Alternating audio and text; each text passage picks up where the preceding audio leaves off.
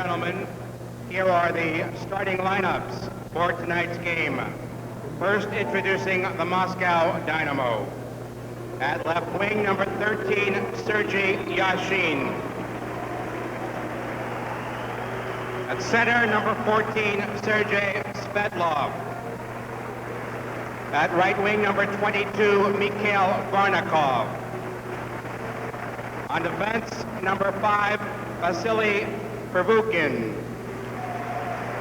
And number 17, Zinatala Belyalenikov. Starting in goal, number 1, Vladimir Mishkin. And the head coach of the Moscow Dynamo, Yuri Moiseyev. Now, ladies and gentlemen, here is the starting lineup for the Boston Bruins. At left wing, number 32, Jeff Courtnall. At center, number 10, Barry Peterson. At right wing, number 16, Rick Middleton. On defense, number 33, John Blum. And number 7, Ray Bork. In goal, number 31, Doug Keynes. And the head coach of the Bruins, Mr. Butch Goring. Ladies and gentlemen, as is the custom prior to international hockey games, we now ask the captains of each team to exchange gifts at center ice.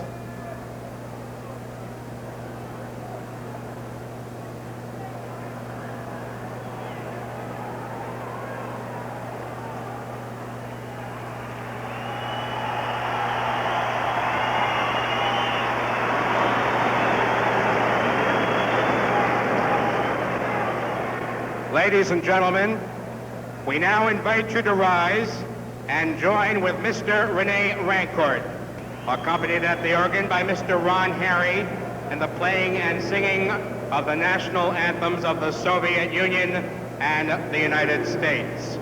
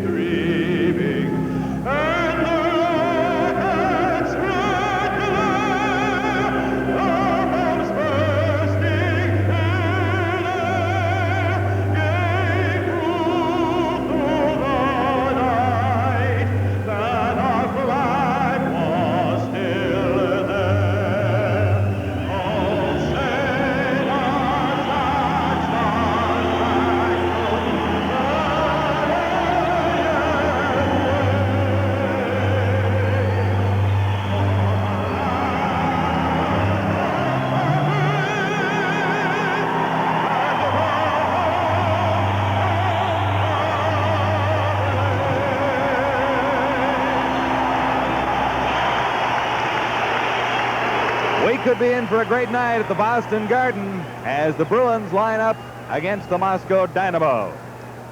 The gentleman in charge of proceedings tonight will be Dave Newell, flanked by the linesman Ron Asseltine and Kevin Collins. And the starting goaltenders for the Moscow Dynamo, 30-year-old Vladimir Mishkin, top goaltender in the Soviet Union, career average of 3.11 goals against. And goaltender of record for the Boston Bruins this evening will be Doug Keane, with 10 wins, 7 losses, and 3 ties. His goals against average, 3.31. Keane has had a pretty good season for the Boston Bruins so far. A team that is difficult to beat at home, has had some problems on the road, Jerry Cheever. Yeah, they've lost, one game at home, and they've been quite the opposite on the road, John, too. But, you know, we all try to slip up these games against the Soviet, and I saw during the national anthem, the team really picked up. There was great singing by the part of Rene there, and I could see the, you know, really getting into the game during the anthems. I could feel it right here, and the building came alive very quickly. Well, there's an awful lot of emotion involved with international hockey at just about any level. And when the Soviets and North Americans get together, it can be something special. This is not the best team in the Soviet Union. In fact, the Moscow Dynamo are second best and still looking for their first victory of the North American tour. But it's a pretty flashy hockey club. I think you'll be pretty impressed tonight when you see them live. I know you've been watching on TV, Jerry. But live, it's a little bit different sometimes. It sure is, John, too. But here they go. Forward front for the Soviets, Varnikov with Svetlov and Yashin, and quickly to the attack. This is Varnikov. Henderson takes it away from him. And this is Ray Bork. Bork to the line. Bork as an open man. It was Courtnall. Courtnall couldn't control it. Comes up with it in the corner. Middleton leaves it there for Courtnall now. Courtnall working along the boards. Now for the Soviets. Middleton is down. Gulyabinov was in there, number 17. It's rough already. Early moments, period 1. There's Middleton out in front. And Svetlov gobbles it up for the Soviets. He's going to take a check. Courtnall got him. Shot fired just wide. And it comes all the way down those crazy boards in the Boston Garden as John Blum goes back to touch it and set it up on the left wing boards. Courtnall banked it off for Derlego. Now it's back for Courtnall. Soviets claim it the center zone. Svetlov back behind his line for Gluchenkov, number 28. This is Zubrilchev. Zubrilchev left it there for Antipov. Out in front,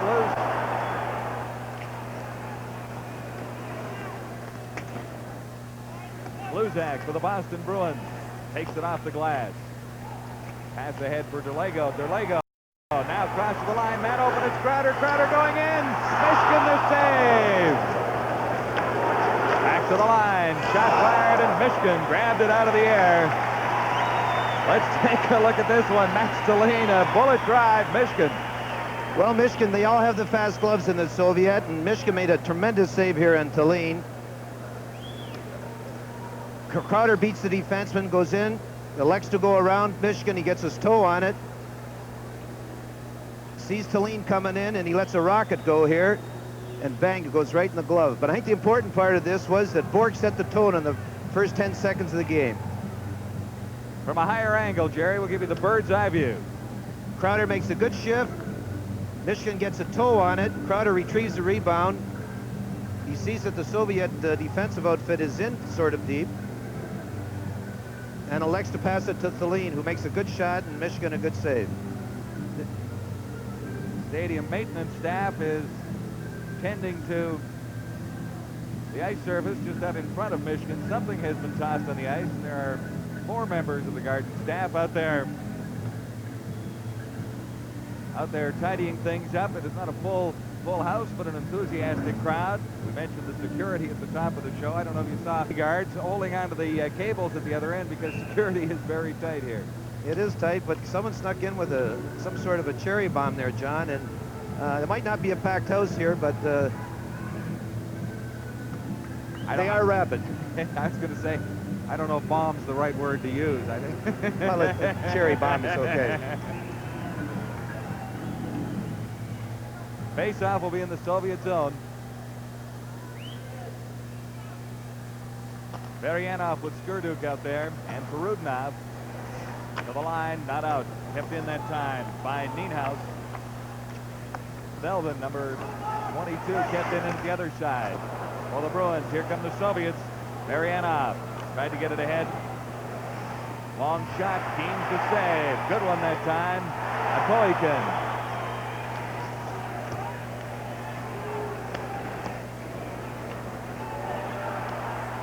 Back into the Soviet zone, Poikin. Flips it out. Selvin.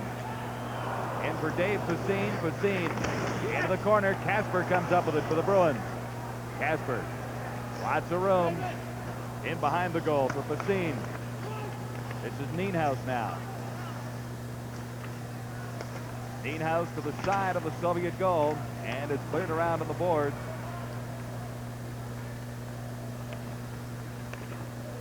Keens out of the net. Out in front. Loose Soviet. Crawling out in front. The save was actually made that time by Brian Curran, the defenseman.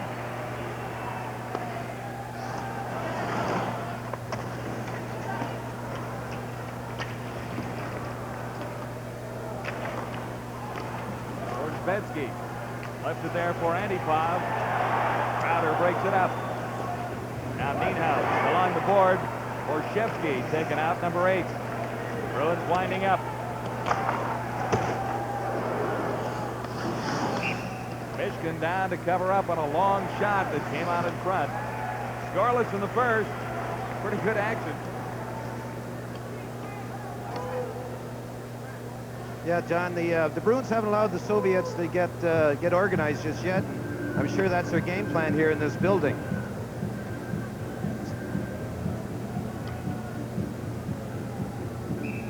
Faceoff will be to Mishkin's right.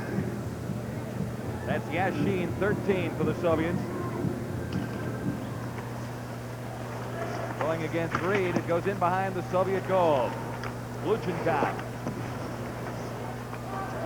Gluchenkov ahead for Svetlov.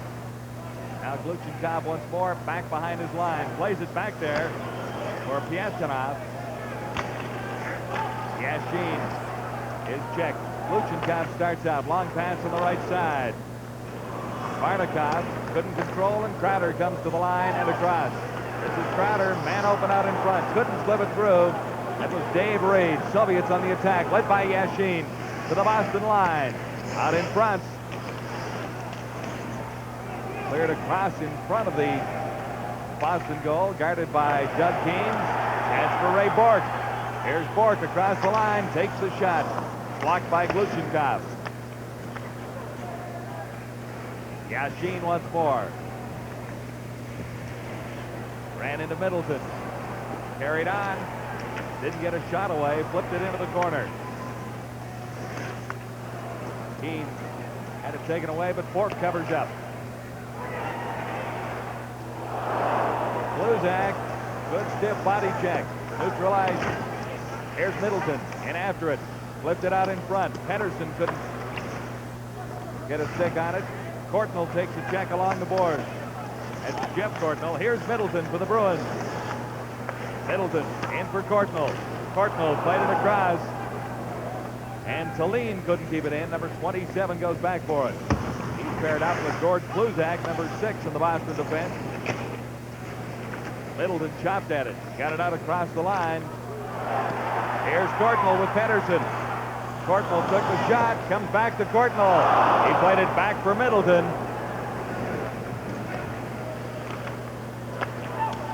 Selvin for Courtnall. Long shot. Mishkin the save. Middleton trying to work it out in front. Fired just wide by Pedersen. For the Soviets now. Verbuchen, number 5. Ahead to Zabrelchev, intercepted. Here's Courtnall going in. And he's ridden out nicely by Bilyuletdinov. 17. Crowder in after it. Couldn't come up with it. Varianov starts for the Soviets. Center ice to the Boston line. And across, left it for Perudnov. He sent it into the corner. It's back for number 17, Bilyuletdinov. And for the Bruins now. Derlego. Bill Derlego, a check in along the boards. Crowder got it for Burridge. This is Burridge working in against Bilyaletdinov. Burridge still has it. Slid it out in front for Crowder. He tried to slide it for Derlego. And there was no play. John Blum now for the Bruins.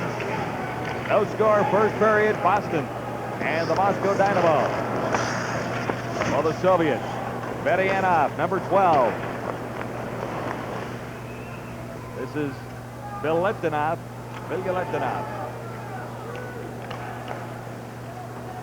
Soviets trying to find some skating room in the neutral zone. Borshevetsky going in. Got it ahead for Sashov, 15. Out in front. Andy Pop fired it just wide. Gluchenkov fired a shot. Stopped by Ray Bork. Bork along the boards to the far side for Burridge. And back into the Soviet zone. Not many whistles so far. Not really, John. The Bruins got these guys bottled up pretty good here right so far. Casper played a pretty good check on Pyatanov. Antipov taken out by Bork. Blum covering up out in front. Blum got it ahead. It's going past Casper. Pyatanov tried to hit it on the right side for Borshevetsky.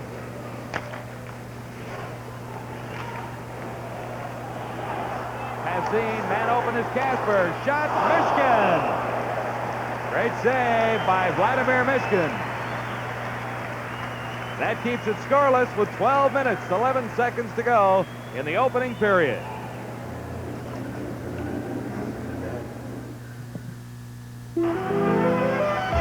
'86 is a great year for hockey fans on the Sports Network. Throughout January, we'll feature Calgary, Philadelphia, Toronto, and the New York Islanders in 4 exciting matchups. Our first game in 1986 will be Sunday, January the 12th at 7 p.m. Eastern, with the Calgary Flames in Philadelphia to play the Flyers. There's great NHL hockey action all winter long on TSN.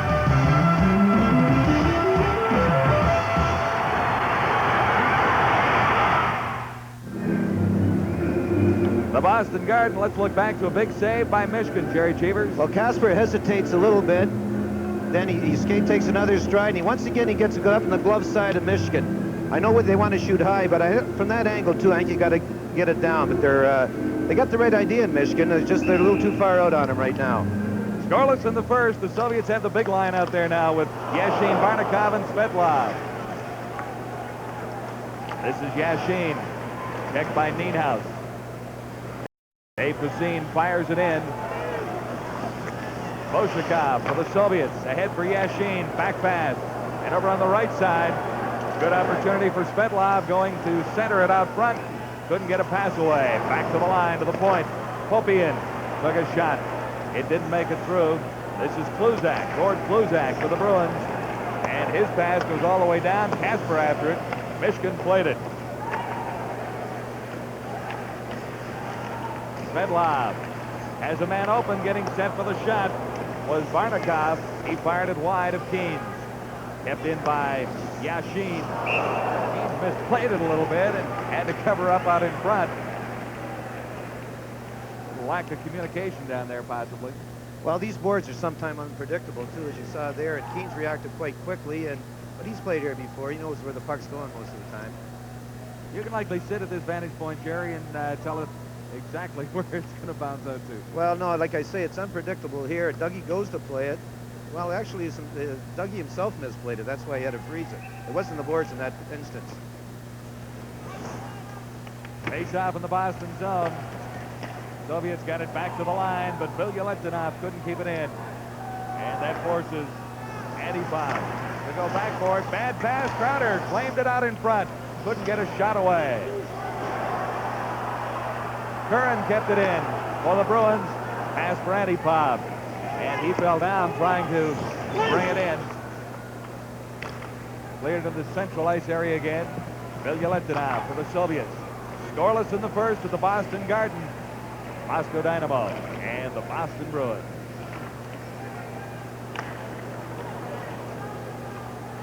Leonov dropped it back for Zubrelchev. Jabrelchev got around, got too far outside. Couldn't get a shot away. Leonov tripped along the boards by Dave Reed. And the Bruins collected in behind their own line. Pass didn't quite make it to Reed that time. But Rudenov couldn't take a pass. Claimed by Keith Crowder. He just dumped it in. Michigan had to make the save. Verbuchen taken out heartily by Miller. That's Jay Miller. Long pass on the right side. Skurduk going in. All alone on Keens. Keens is down. Skurduk has the first of the night. As Keens went down, really didn't have much of a chance on that one as Skurduk went in all alone. But maybe he committed a bit too early. How did you see it? Well, these guys are tough, the Soviets, in a breakaway, but the problem started up around center ice. Raymond Bourque elected to go for the interception, and it got over his head. The Russian made a high pass. Then the Soviet winger come in. He held. How long can you hold it? He just held and threw it up over Keens. Skurduk has given the Moscow Dynamo a 1-0 lead in the Boston Bruins. And here they come again. For Rudenov, the shot. Keens to save that time. Rebound fired wide. Rudenov back to the line. Shot. That one ricocheted off the post and into the corner. Rudenov comes up with it for the Soviets once more. Keens, another big save. And the Bruins get it down the ice. Couple of big saves for Doug Keens. He sure did. He's got his eye on the puck pretty good here. And he was sort of dormant the first 10 minutes, but they've come to life now, the Soviets. Sashov got it in across the line. Picked up there for the Bruins by Courtnall, who starts back. Courtnall tried to slide it through for Derlego, and that didn't work. Soviets in control in their own zone. They lead it 1-0.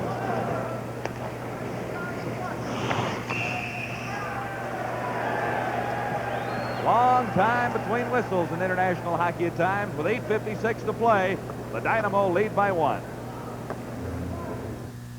He's lost, I tell you. Probably one of his famous shortcuts.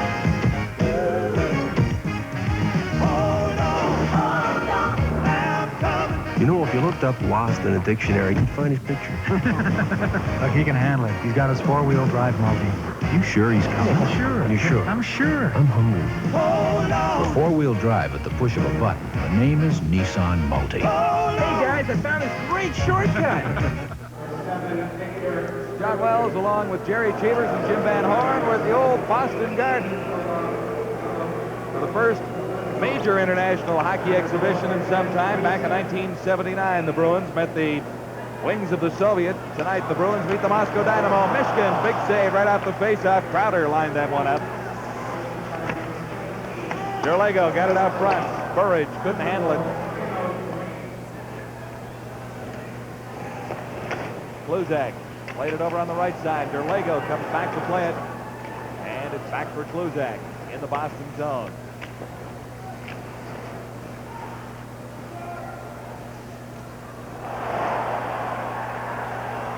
Crowder broke a stick.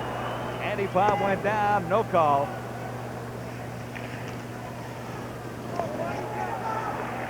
Kluzak for the Bruins now.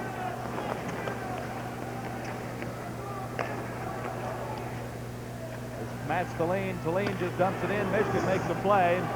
And Verbuchen starts out for the Moscow Dynamo.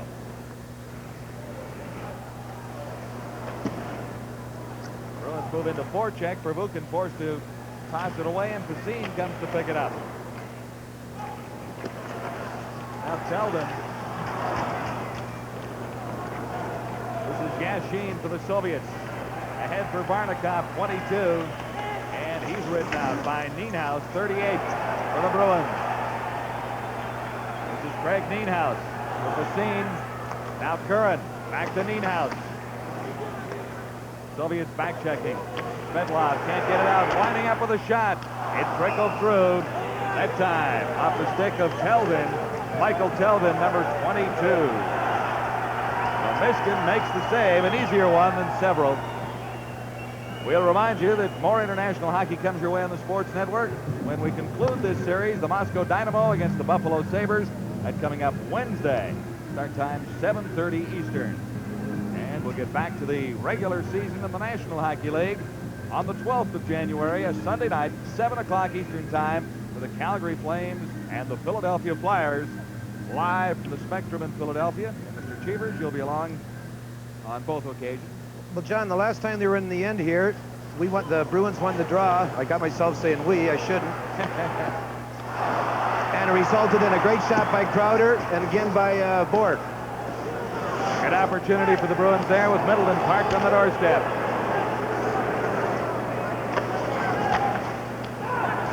Here's Middleton claiming a loose puck. Played it for Peterson. He didn't see it coming. For the Soviets now, number 25, Antipov. Jeff Courtnall took it away and got it inside the Soviet line. Now the are down and plumb. Well, the Bruins goes back to touch it. They'll take it all the way down. 6:43 to play in the first period. Moscow Dynamo have a 1-goal lead on the Boston Bruins.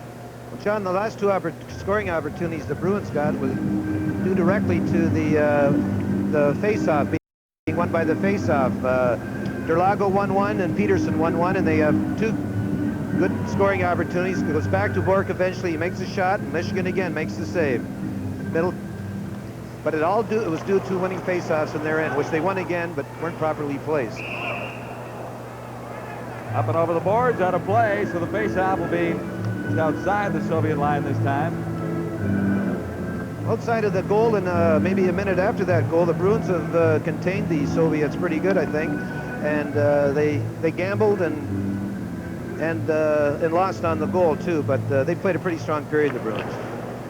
Mike Milbury is behind the bench for the Bruins tonight. Butch Goring is watching from high in the press box to get a different vantage point of his team. Assistant coach Mike Milbury is handling the line assignments at the Bruin bench. This is Courtnall for Ray Bork. Bork in across the line. Good move to get around. Back to the line. Blum set to score. The shot from Blum. It might have gone off. Courtnall out in front. How'd you see it, Jerry? Big shot, big shot. Yeah. Ray Bork makes a good shift here. He hangs up number 20, gets it over to Blum, and I know they've been working on Blum to get a shot just in the net. And it creams off Courtnall and goes in. Once again, we see Blum's job here is to make sure he gets it somewhere close to the net. He takes something off it, hits Courtnall, and bounces by Michigan.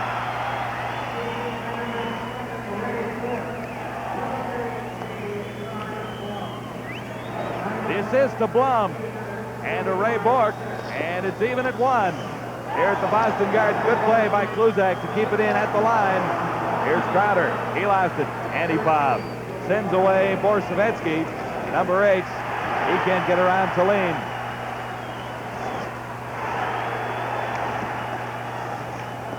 Ricocheted out in front of the Boston goal and was quickly backhanded out of the way by Crowder.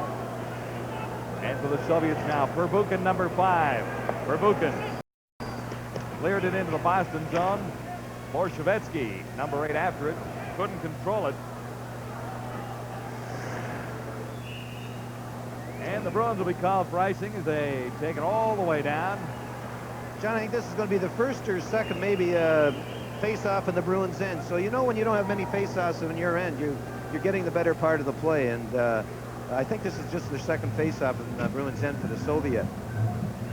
There's Jeff Courtnall, credit for the first Boston goal. Really the work done by Mr. Bork and Mr. Blum. Courtnall was in the right place out in front and got the goal. 1-1 with 5:14 to play in the first period. Here's a break for Yashin. One man to beat. Yashin puts on the brakes, tried to clear it through. Loose out in front, and Keens made a brilliant save as they had Keens going every which way that time.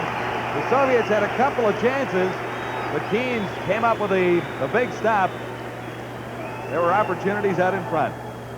Dougie he lets himself go and he drags it to 2 legs, and the puck is stuffed in there too. But opposite from the first goal the Dynamo go, Dougie, he had to go down the first goal. If he went down like here that early in this goal, on this particular play, it would have gone in. But he held the fort and made the great save on Svetnov. Yashin was the Soviet who broke the play up the ice and sent everything up. Good play by Doug Keynes to come up with a save. Now the Bruins back to the Soviet line. Kelvin, the shot right on. Mishkin the save, the rebound. Nienhaus, the shot. Mishkin again. Gluchenkov recovering for the Soviets, got it to the line. And it's up now. This is Svetlov, number 14. Svetlov was upended.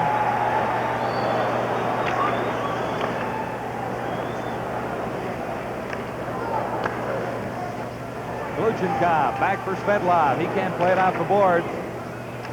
And Casper gets it across the line. This is Basine. Basine is ridden down by Antipov. And Yashin with Svetlov. To the line. In for Svetlov. And back of the net for Yashin. He tries a stuffer. And Keynes had the corner well covered. Ray Bork into the corner after it now. Couldn't come up with it. Cleared out front. Svetlov fanned as he tried to one-time it. Antipov for the Soviets. He falls. Svetlov pinching in. Working along the boards against Casper. And Svetlov didn't win that one. Bork has his man all tied up in there too. The puck is just resting on the boards. Finally, they get a whistle just as it came loose. Well, it is 1-1 Moscow Dynamo and the Boston Bruins. We'll continue from the Garden after this.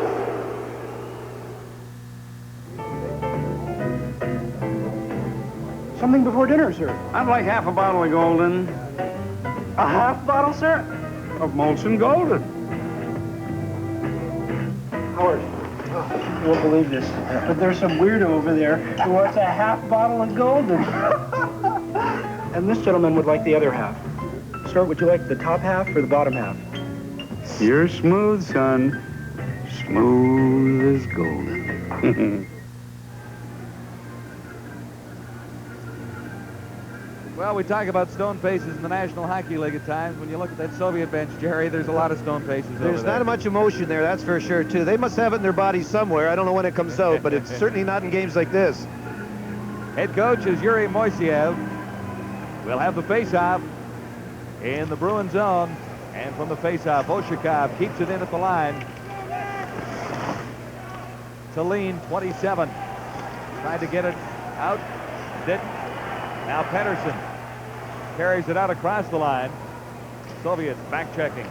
And Leonov carries it back in. This is Zubrilchev, number 18. He lost it. Cleared along the boards. Courtnall couldn't haul it in, but it goes all the way down as Antipov skates back. The Bruins are playing the body very well in their end. Not really taking the body, but knowing where every Soviet player is. And a minute ago when they had the face-off in the far corner over there, every Bruin had a player on the ice. Everyone knew where everyone was, and that's very important against the Soviets to know where for the Bruins to know where their man is on the ice. Big line for the Bruins is out there now. Pedersen with Middleton and Courtnall. Kluzak at the point. His shot. That hit Courtnall in the back. Cleared down by the Soviets. Tallinn is back for 27 for Boston. And that's Tallinn. Courtnall lined up a Soviet player, number 7, Skurduk. And Skurduk felt that one. Outside. Bruins called at the Soviet line. Pretty good hit.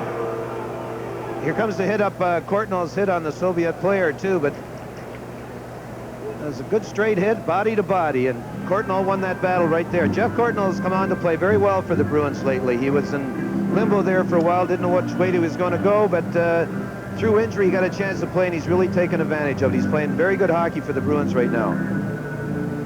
And he was picked up as a free agent, so that makes him a very valuable commodity if he's playing well on this hockey team at this stage, doesn't it? All free agents are valuable, John, especially if you're playing good. Chance for the Bruins going in. Michigan stood his ground. That time on Randy Burridge, number 12. Bruins keep it in at the Soviet line. Verbuchen plays it around on the boards. Now Verianov, number 12, got it ahead for Skurduk. Skurduk 7, got it in across the line, couldn't control. Bruins take off again. Crowder, good quick pass on the left side for Derlego. Derlego couldn't haul it in. Soviets dump it out once more as Curran and Skurduk mix it up along the boards. This is Burridge. Derlego falls as he flipped it inside the Soviet zone. And starting back for the Dynamo, Sashov with Antipov. Play broken up nicely by Pasine. This is Casper. Got to the line just inside, and the Soviets dumped it out again. Gluchenkov, number 28 for the Moscow Dynamo. Lead pass for Sashov. Icing waved off.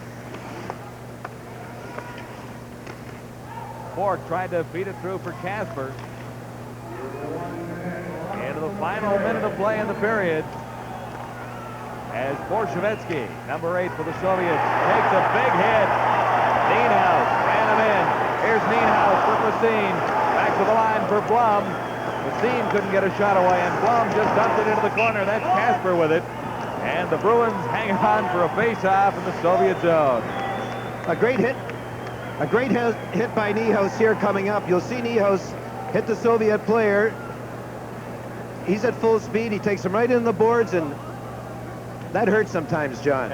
Most of the time that hurts, too. But it resulted in a good opportunity for the Bruins by him taking the body here. Pasine picks the puck up, hits Casper, and they had a good scoring opportunity. Why? Because they got the body into the game. But the Bruins are controlling the body tonight, I think, very well. And they've really bottled up the Soviets in the neutral zone. Well, I think, and maybe you'll agree, that playing on this ice surface, when you play on it week in, week out, year in, year out, it does give you an advantage to the style of hockey, and that's one of the reasons that the Bruins play this style of hockey, are so effective with it. Yeah, they play to their building, and this is they play it very well too. Peterson, Middleton, and Courtnall out there, kept into the line by Bork. He turned around and rifled a shot. Mishkin the save, and we've got a penalty coming up.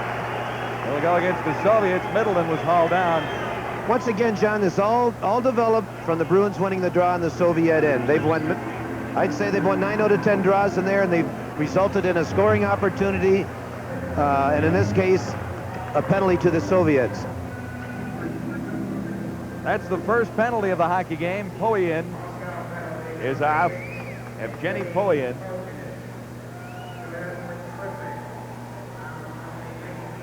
And it comes with 36 seconds to play in the period.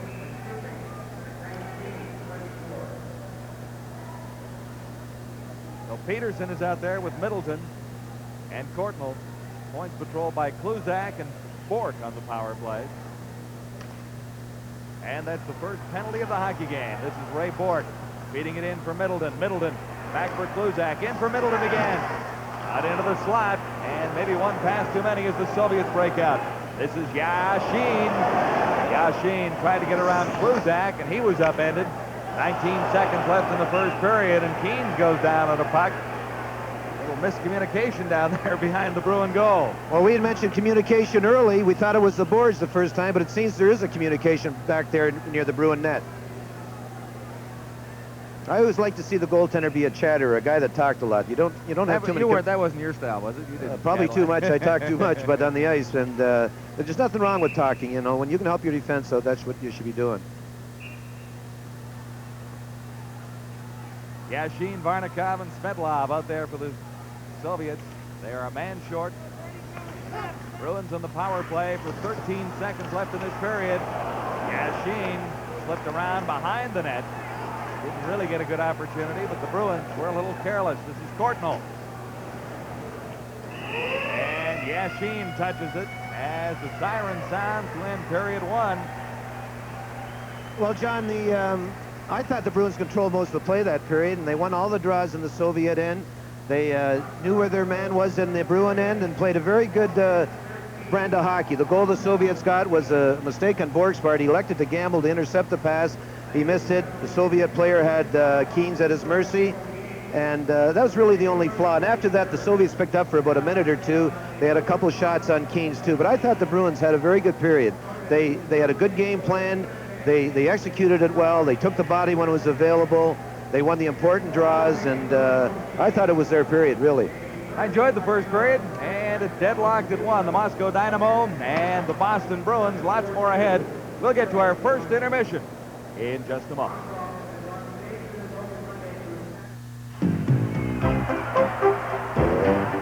Look what just popped up. The new Sony Handycam.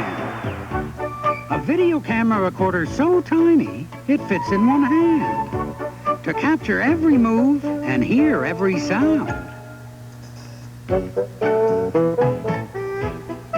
Just point and shoot and catch all the fun. The new Sony Handycam. Where will it pop up next?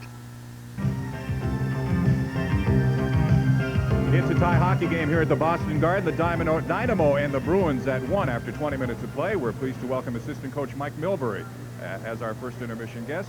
Mike, there was a lot of talk, a lot of hype about this game tonight, a lot of security in the building. Does it take away from the game at all? Does it distract the players? Well, sure it does. I mean, a lot of people told their wives to stay home tonight. I mean, it was a kind of scary situation going on. It's unfortunate that a game that is supposed to be a cultural exchange of sorts has turned into a political football.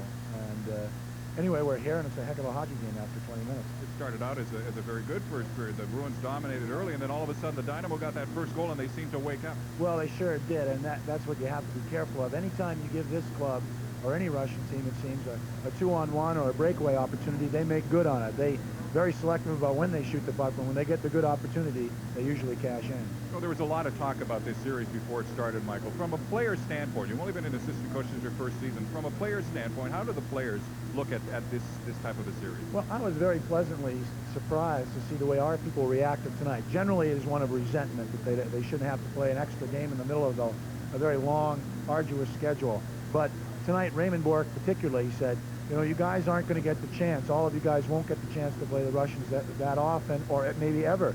And he said, let's just go out and play a good, solid, hard hockey game. Take it to them. We're playing pretty well during the regular season. We didn't want to get any bad habits.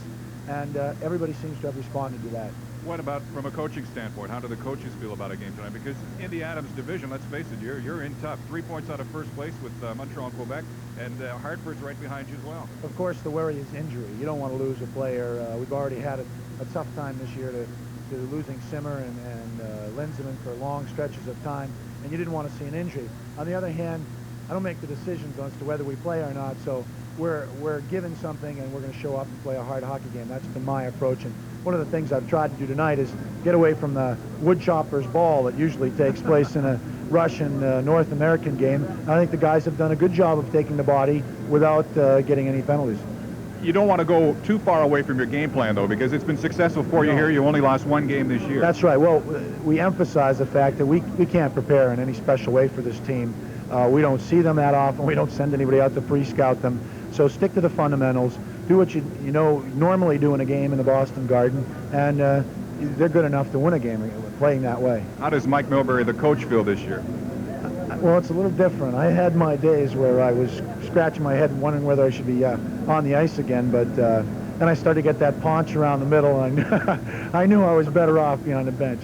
What about your injury factor this year? Linseman out, you mentioned Charlie Simmer the other night, unfortunately, with the eye injury. Looks like he's gone for a while. It's kind of tough when you don't have an awful lot of depth on the farm. Well, Butch has tried to get a real good look early on at all his players and get some set lines, but with the injuries, you just can't do that. You don't have that luxury. So it's caused us to juggle people all the time. And as you know, if you have 3 people that have played together for a month or 2 months, they start to get a feel for one another. The Russians are a classic example. They not only play 3-man lines, but they play 5-man units.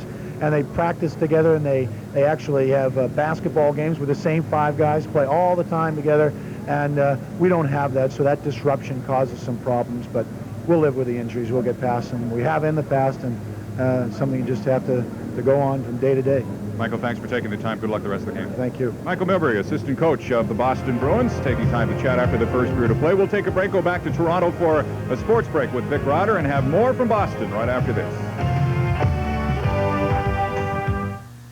Business travelers are waking up to the good deal they get at Howard Johnson. Good morning. A recent U.S. survey was positively eye-opening. Our guests rated our message and wake-up service higher than Best Western guests rated theirs. Our room decor better than Holiday Inn guests. Our staff more efficient than Ramada's. Towels thicker, too. People with a nose for business are finding the nearly 500 Howard Johnson hotels and lodges a good deal. And a good deal more. Sports fans have a great evening to look forward to Monday night on TSN. 11 o'clock Sports Desk, 11:30 Fish in the West. Then it's an hour of excitement with professional wrestling. 1 o'clock Thoroughbred Racing with the Tropical Park Derby. 2 o'clock a complete news report on Sports Desk, followed by highlights of the Calgary Stampede and your second chance to watch the Bruins Dynamo game. That's all on TSN, where Boston plays Detroit Tuesday, live 7:30 p.m. Eastern, as our exclusive NBA coverage continues. Hello, everyone. I'm Vic Rudder at the TSN Sports Desk in Toronto with this Monday night update. There are two games facing off in the NHL. In Montreal, the Canadiens with a chance to move into first place in the Adams division ahead of Idle Quebec if they can beat St. Louis. Now it takes the Canadiens all of 38 seconds to hit the score sheet. Bobby Smith centers to Sheldalene, who one-times it for his 20th goal of the season. 1-0 Montreal. And the Habs power play clicks just later in the opening period. Tom Kerber's shot from the point deflected by Ryan Walter, making the score 2-0 Canadiens. But the Blues get that one back. Minutes later, Dave Barr's shot stopped by Dougie Sotard. Mark Hunter cashes in the rebound for his 23rd goal of the season. 2-1 Canadiens on top. And that's the way it is after one complete at the Forum, 2-1 Canadiens. In the other game, New Jersey at Pittsburgh, they've also played 20 minutes, and the Devils lead 1-0 over the Penguins on a goal by Mel Bridgman. Scored one of the goals for the Canadiens tonight as they lead St. Louis 2-1 after one period at the Forum. Other goal by Ryan Walter for the Canadiens. For St. Louis, it is Mark Hunter. And New Jersey leading Pittsburgh 1-0 after one in the Igloo, the Penguins Arena in Pittsburgh. Mel Bridgman scoring for the Devils. In just a minute, we will return to Boston, where the Bruins and the Dinámo are tied 1-1. Stay with us.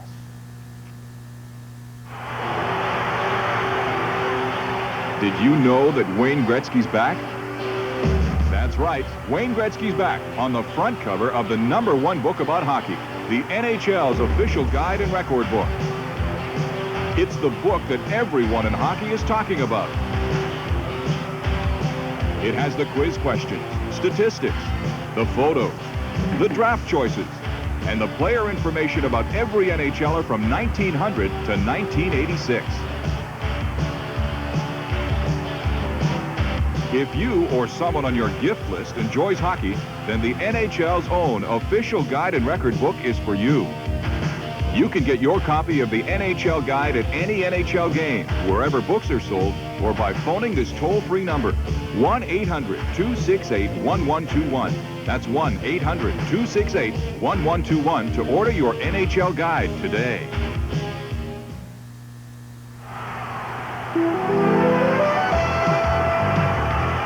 Backboard to backboard, TSN has all the excitement and thrills of professional basketball with our live exclusive coverage of the NBA.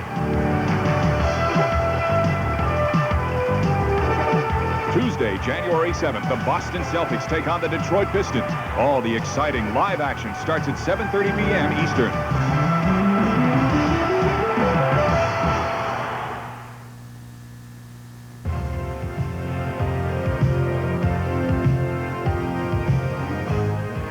Live at the Garden in Boston. After one, the Dynamo won and the Bruins won.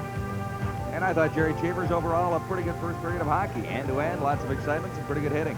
Sure was. It started right in the first shift of the game. Borg took the body and sort of set the tone for the Bruin players, too. But they've out-hit the Soviet team tonight, too. And I think the only spurt the Soviets had was on the goal they got, maybe the following few minutes, too. But the Bruins got back into taking the body again, and I like the way they played that period. They were well prepared and everything.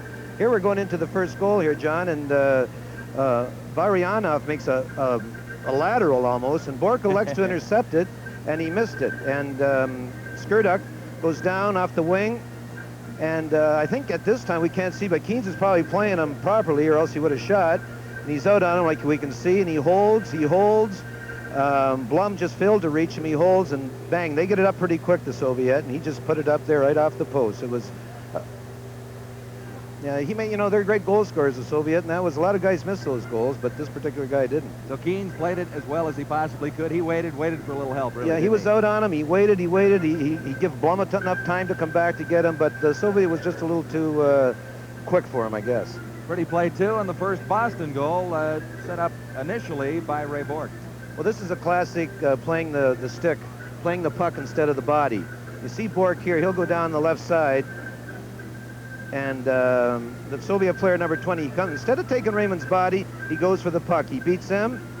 He passes between the legs of number 7, and it's right over to Blum. I know Blum's been having a problem getting the shot on net, but he just directed towards the net. Courtnall is where he's supposed to be, and bang, off the shaft of the stick and bounces past Mishkin. But Bork made the play by hanging up the Soviet player. He made the good play to get it back to Blum, just slid it across the line. It almost went out across the line. That was a classic example. If the Soviet player plays the body in Raymond Bork, no goal. As simple as that, too. And but he failed to, and you don't do that to the Raymond Borks of this league because they'll beat you. All right, let's take a look at playing the body here a little bit, and a pretty good execution here by the Bruins of the one-on-one situation against the Soviets. Well, here we come. Number 14 for the Soviets comes down here, and it's a one-on-one sweat-off with Brian Curran, a young player the Bruins have. He plays him perfectly here. He's looking him in the eye, but this is a shifty guy, and he almost beats Curran, but Curran, you know, we all got Patriot madness around here, and we've been watching the games the last couple of days, and Curran just wanted to be part of the Patriots there in the last instance. But three-quarters of that defensive play by Curran was great, and the guy made a terrific shift, and Brian got away with, you know, not a sack, but we give him a half a tackle in that, too. Half a tackle for that one. Like I say, we have Patriots madness around here, and that was a good example of it. Jerry, a quick assessment from you on how the Soviets are reacting to this ice surface in Boston. It's difficult for teams in the NHL who play it more frequently than the Soviets, and the Soviets are used to that big ice surface overseas. Yeah, they sure. I thought the Bruins did a great job of bottling them up, and like we said at the start of the program, the team that wins tonight is a team that controls their style of hockey. And right now, I think the Bruins are doing that. And I haven't seen real evidence of the Soviets getting out of their of the Bruin trend and getting into their trend of free-willing it and moving it. And until that happens, I think the game is in the Bruins' favor.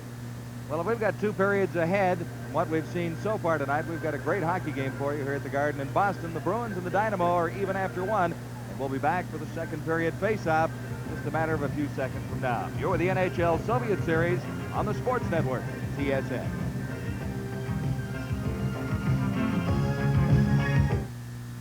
Announcing an important step forward in auto service, the Canadian Tire Service Promise. At Canadian Tire, we promise to fix your car right. And it's not right until you're satisfied. The bill you get will never be more than the estimate you approve. We guarantee our work, we guarantee our parts. We promise to do only what's necessary. For auto service that sets new industry standards, the right choice is Canadian Tire. Nothing unexpected, nothing unexplained. We promise.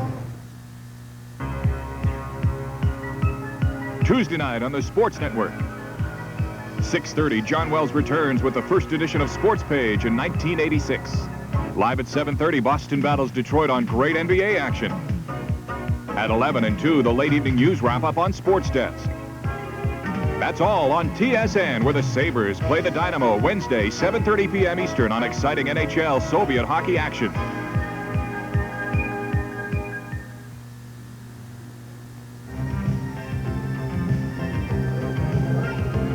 We are just about set for the second period of play here at the Boston Garden. The Moscow Dynamo and the Bruins are tied at 1 goal apiece. They traded goals through that first period. Obviously, the Soviets opening things up midway through the period at 10:03. Victor Skurdyuk from Vilya Letvinov, made it 1-0, and then the Bruins came back at 13:45, just a couple of minutes later. Jeff Courtnall from Blum and Bork to make it a 1-all hockey game. Boston outshot Dynamo in that first period of play, 13-8. The Bruins definitely with the body to the Dynamo team tonight. The players on Moscow Dynamo certainly looking a lot more relaxed heading out for the second period of play than they did during the first period of play. The series of exhibition games wraps up on Wednesday night with a game in Buffalo against the Dynamo and the Sabres. It's a 7:30 start. TSN will be there for the Moscow Dynamo Buffalo Sabres. Our regular NHL hockey resumes on Sunday, January the 12th, at 7 p.m. Eastern start. The Calgary Flames will be in Philadelphia to take on the Philadelphia Flyers. So there's still 40 minutes of hockey action left to play. Both teams are now back on the ice and ready for the drop of the puck. Let's go to John and Jerry. Okay, Jim, we look forward to this second period. If it's anything like the first, the Soviets have the big line out there. This Yashin, number 13, is quite a hockey player, and he plays with number 14, Svetlov, and Varnikov. Yashin, prior to this game for Dynamo, had contributed with 5 points in 6 Soviet goals scored by the Moscow Dynamo. Mike Milbury, we did mention, is an assistant coach with the Bruins, and he's behind the bench tonight. Gets his debut against the Soviets. Well, I would have picked an easier spot, I think, but Mike will do a good job. Butch Goring is upstairs watching from overhead. George Butch, the head coach of the Boston Bruins. Second period underway as Ray Bourque turns on the Jets. Bourque into the Soviet zone, taken out by Yashin, 13. Power play for the Bruins for another 1 minute even. This is Middleton. Middleton takes the shot. He was on the short side. Bourque moves in to keep it in the Soviet zone. Bourque gets it back to Kluzak at the point. Kluzak the shot. It was a bullet drive, and it rolls along the boards and out into central ice. The Soviets. Varnikov had difficulty, number 22. Bruins have 37 seconds left in their power play.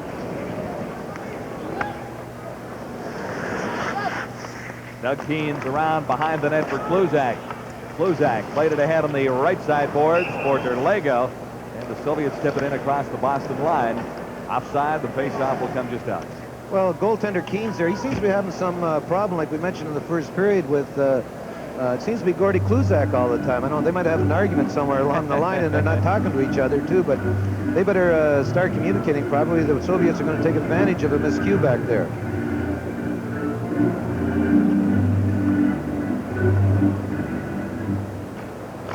Soviets shorthanded for another 22 seconds. Second period just underway. Even at 1. Boston Bruins and the Moscow Dynamo. Telvin. Number 22 for the Bruins. Now Curran. Back to Telvin. Lining up with a shot. That one ricocheted just wide. The Soviets are back to full strength. Into the corner. Curran takes a pretty good check from Antipov. Out in front. And it was cleared aside just in the nick of time. Derlego now moves in with Curran back to the point. Curran couldn't keep it in. Brian Curran, native of Toronto. Backboard, Bruins. Quick to motor out of their own zone. This is Derlego.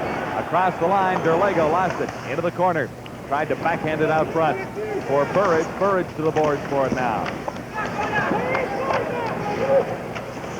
Burridge flipped it back to the line, and Bourque was caught moving out of position. Couldn't keep it in. Now Blum for the Bruins. Ahead for Pasine. That didn't work. The Bruins are on these Soviets awful quickly tonight, John, and they're not giving them a chance to get that freestyling system they have, what we talked about, too, but they're doing a terrific job here bottling them up. Ray Bourque picks it up. Behind the Bruin goal. Bourque tried to slip it through for Nienhuis. Now it comes to Nienhuis. In across the line, that's Casper. And Nienhuis into the corner for it. Behind the net, Nienhuis. He has it. Nienhuis got it out for Casper. Casper couldn't play it. Now for the Soviets, for Rudanov with Skurduk. And Casper back-checking, broke up the play. Tried to slip it ahead for Pasine. Pasine dumps it into the Soviet zone, and Mishkin is out of his goal. Nienhuis, good hit along the boards as he decked Popian that time. And they hold it for a face-off in the Soviet zone. 3 really hard hits. This is by the Bruins. Niehaus's second hit of the night. This is about a 9 or 10 again. He just puts that shoulder right into the Soviet, and just drops him too. He's a big, solid boy, Craig, and a free agent out of RPI. He's done very well for the Bruins this year. Had a pretty good year last year with RPI too. Yeah, coming off a national champion, coming into his hometown, playing for the major league team. I'm sure he's pumped. I would think so.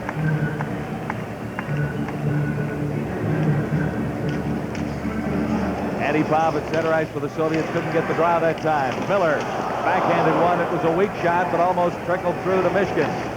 Soviet defense there to play it. Middleton caught outside for Buchan. for Bilyaletdinov, number 17. Now Borshevetsky for the Soviets. And Pervukin once more. This is Miller to the line. Slipped it through. Middleton couldn't catch up with it.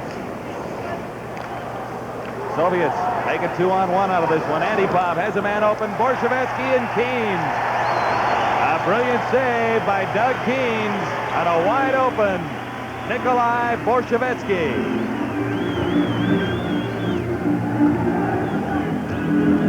Well, 2-on-1s can be fatal against the Soviet team, and I give Gord Kluzak credit. He come back, and he just got his stick on him enough to disturb his shot, and Keynes played it properly. Come out, shut him off pretty good there, too, but Kluzak really hustled back to bother the shooter. He got his stick on him, and I think that saved the goal as much as Keynes' save was Kluzak's hustling back. Face-off will be to the right of Doug Keynes now with 16:15 to play in the second period. 1-1 the score. The Dynamo and the Boston Bruins. Back to the line for the Soviets. The shot failed to get all the way through. Derlego couldn't control it. Luchenkov played it over to the left wing. Varnikov over there couldn't control for the Soviets.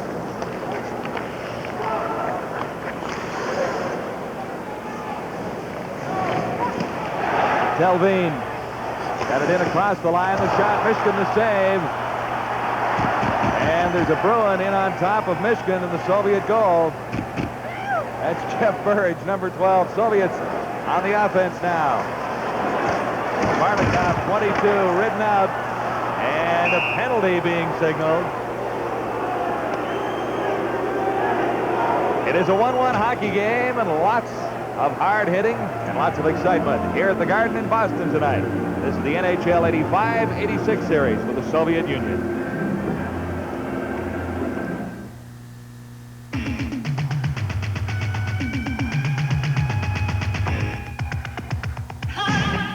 When brewing's an art, you go for tastes is right from the start, and you gotta know the best you can do is make it come true with light taste that sets it apart. Molson Light has got heart. This one's got it. We see Michael Telvin. He gets caught up with 22 of the Soviets, and he does have him here. Anytime you don't have two hands in your stick, you're eligible to be called for holding two.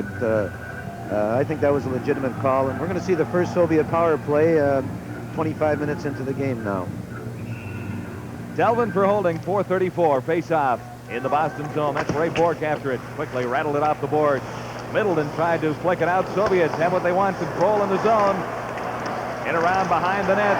Forced there at the side. That's Svetlov, number 14. This is Yashin, 13 for the Soviets. To Svetlov behind. Back to the line. Fake shot. Svetlov once more. Varnikov now, 22 along the board. Svetlov kept it in against Kasper. Varnikov working out in front. Varnikov still has it. Back to the left side point. Pervukin. In for Yashin. Pervukin once more. In for Varnikov. And Yashin. And a penalty coming up for the Soviets. Yashin is going off with Middleton getting dumped. So that evens things up. Well, there's no question about that penalty, but the reason the Bruins got themselves into this position because they are aggressive killing this penalty. They didn't play a conventional box and let the Soviets move around. Ricky went right to the puck here, Ricky Middleton. Yashin, he gets the puck taken off him, and he pulls Ricky down, and I guess in frustration more than anything, too. But the key to that whole situation was that the Bruins were aggressive killing penalties. They didn't play the conventional box. They went to the puck as quick as they could. Bang, that resulted in a Soviet penalty. So four skaters aside. Dynamo 1, Bruins 1, with 14:40 to play in the second period. For the Soviets, that's Leonov. In after it quickly. Oshikov, number 4. Oshikov coming up with the puck. Bork steered it off to the corner.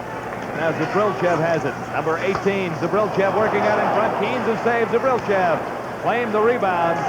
Good scoring opportunity, and there's another one. Keynes, brilliant. Best save of the night for Doug Keynes. That time on Popian. Great excitement at the Garden in Boston. Fired just wide by Kluzak.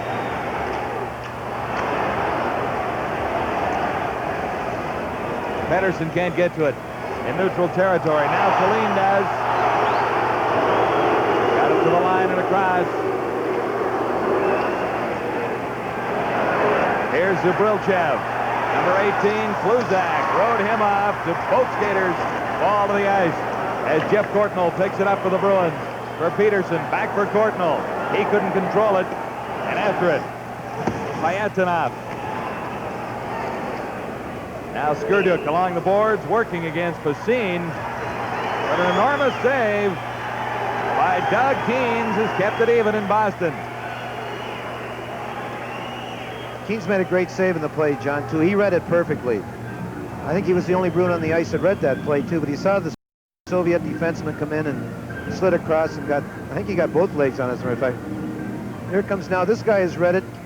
All Bruins are caught up with the other players, and Keynes sees the defense coming in, Popian, and he makes a great save on him. Saves like that win hockey games for you. Now the Bruins are back at full strength. 38 seconds left in the penalty to the Soviets. Yashin is off for dumping Middleton. Bruins have some pressure on in the Soviet zone. This is Derlego. Derlego for Tallinn. Cross to the other side for Raymond Bork. Bork to an open Derlego. Derlego going in. And Mishkin made a big save on Bill Derlego. Soviets right back to the offense. Skurduk, number 7, circling in front of the Bruin goal. Penalty coming after Bork as Skurduk was dumped out in front of the Boston goal. And I think that was Crowder, John. Yep. You'll see Keith drags the one leg here when we see the replay. Keith drags his left leg. Bang. He gets it. That was a legitimate penalty. I wouldn't be listening to this crowd, but it is a legitimate penalty, too. And Bork was right there. Crowder had skated away by the time the signal had come. I really don't think there was any reason for that penalty to Keith. Sometimes Keith, in his frustrations, will take a penalty like that. So 6 seconds left in the penalty to Yashin of the Soviets, and full 2 minutes up on the board beside Keith Crowder's name. Face off inside the Bruin line. Casper comes up with it after the draw. Here's Kluzak. Kluzak open on the right side. Kluzak worked out in front. Couldn't get a shot away. And Svedlov. The Soviets back to full strength and score. Svedlov setting up Yashin on the power play.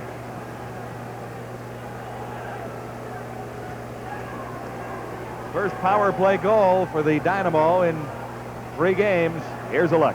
This is a great pass by Svedlov. He hits Yashin, and I don't think any goaltender in the world is going to stop this. This goes right off the post, low, bang. That was a...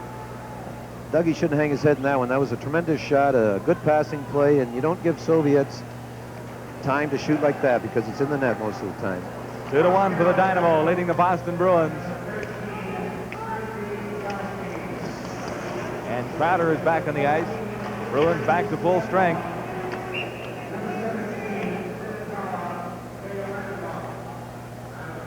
Well, John, the Bruins can't alter their game plan because of that goal. It was a power play goal. It was a well-executed goal. They have to keep doing what they have been doing for the first 28 minutes of this game, and let's take the body and win the battle along the boards.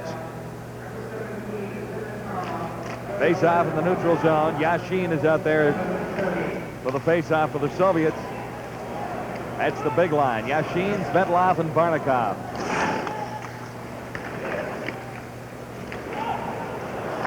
Svetlov to the line. Left it there for Varnikov. He is ridden out heartily by Curran. Loose puck out in front. And a miscue out in front of the Boston goal by the Soviets. There were a couple of players out there. Good scoring opportunity wasted. This is Curran for the Bruins. For Casper. Little pick play there. As Casper carried into the Soviet zone. Casper still has it. Casper around out in front. And Pasine Couldn't get a shot away.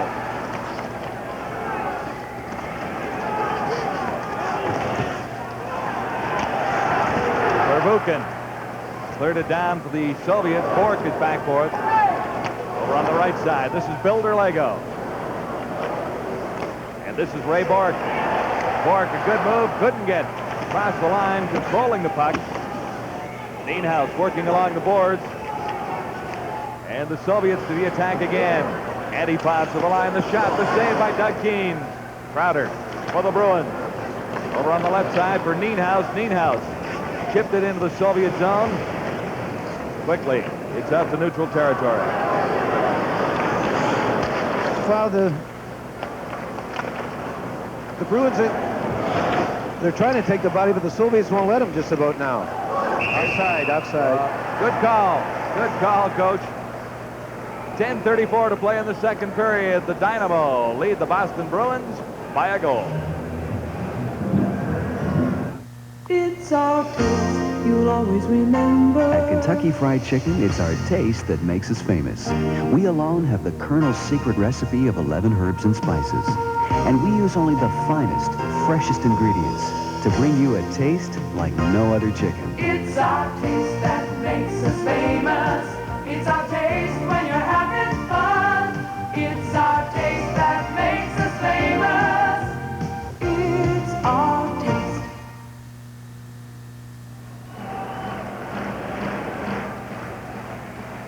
Face-off is just outside the Bruin line. Moscow Dynamo in control of a one-goal lead at the midway mark of the second period. Luchenkov fires it in for the Soviets. Celine, 27 in after it. For the Bruins, it comes loose. Sashov for the Dynamo.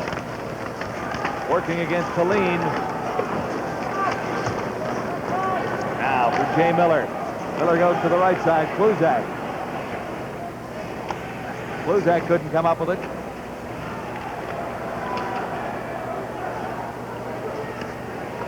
Miller again as the Bruins hit the line. Three strong, fired wide. Ricocheting out to the point, kept in there by Tallene. For the Soviets now, Sashov. Oh, got it over for Skurduk, and he didn't miss by much. Back to the line, kept in, at least momentarily. Now the Bruins get it out. Penalty coming up. As the Bruins are offside at the Soviet line.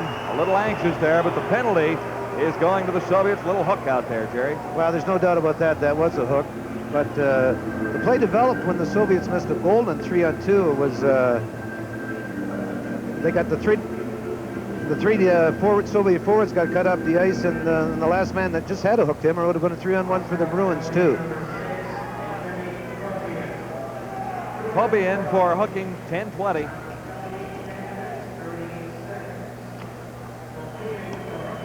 Courtnall is out there with Peterson and Middleton.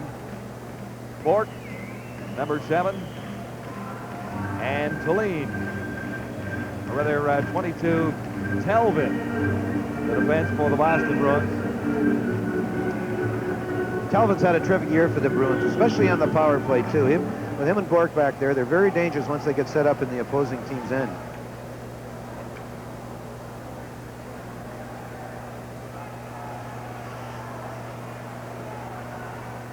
Bruins will take their time getting this rush organized. Now Bork leads the way.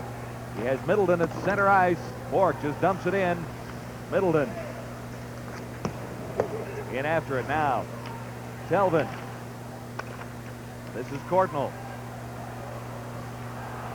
Courtnall almost lost it at the line. Peterson had to go after it. Now it's cleared down the ice. Keens has to play it around behind his net for Bork. Peterson. Tight checking by the Soviets as they try and kill out this Boston power play. And the Bruins offside at the Dynamo line. Soviets held the line well there, John. They forced that offside by staying right up in the blue line. They didn't give Raymond Bork a chance to get underway.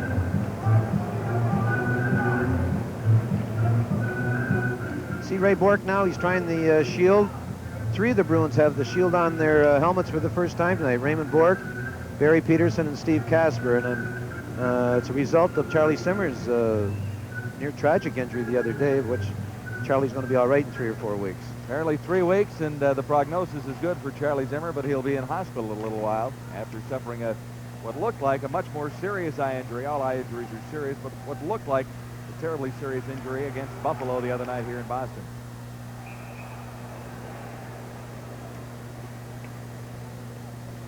What do you think of the face masks and the guards and the visors, Jerry?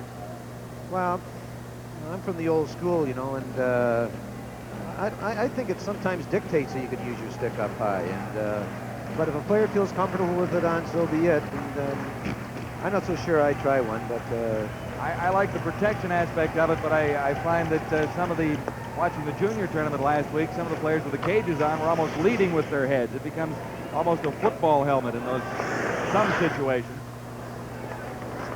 And the sticks do have a tendency to get up a little higher. Bruins to the attack now. Right wing pass for Steve Casper. A little fire, but Casper chases it into the corner. Kept in at the line and fired wide by Kluzak.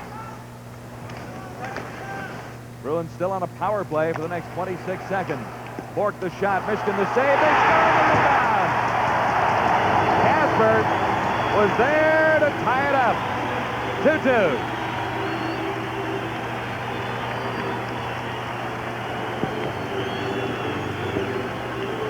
Russian clears it right here, right to Bork. Bork didn't want to shoot here. He's looking for something else to. Finally, he has to shoot. A good low shot. Michigan makes the save, and Casper's right at the side of the net. I think this is Stevie Casper's first power play in years being with the Bruins. He's right in the golden spot there and tucks it right in. Now, is Michigan out a little bit far on that one? Well, you got to be out far in Bork, or he'll blow it by you too. But okay. When you see Michigan come up, someone should always be behind you, especially on a power play. Power play goal. Bruins are back to even. 2-2. Casper, his 12th of the year from Bork. 7:39 to play. Second period. Keene plays it off the boards to get rid of Antipov. This is Delvin, number 22. Burridge banking it off the boards. Too far for Derlego. Antipov is back for it. Now, it's picked up by Leonov for the Soviets. Leonov working around Curran, getting out in front. Keene stood his ground. Leonov was down, out in front. And it is clear to the corner. Held along the boards. Tempers flared just a little bit. I don't think anybody took a very severe punch in the mush.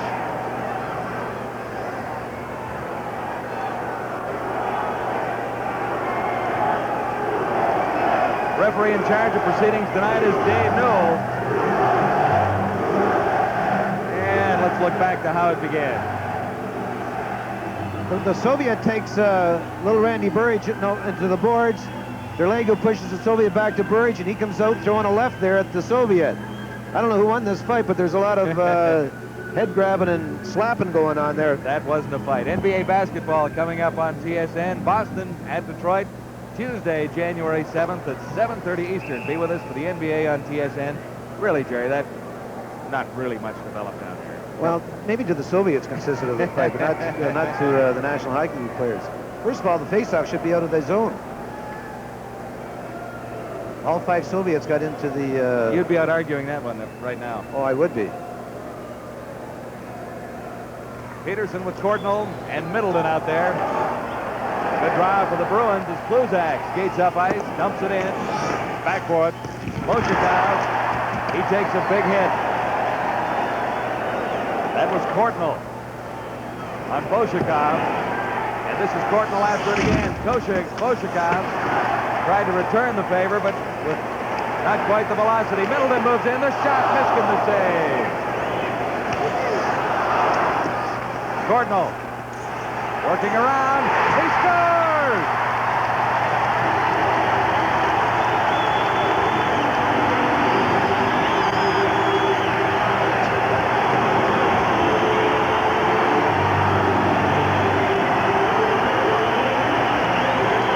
Well, Cordnell rewarded for two good hits.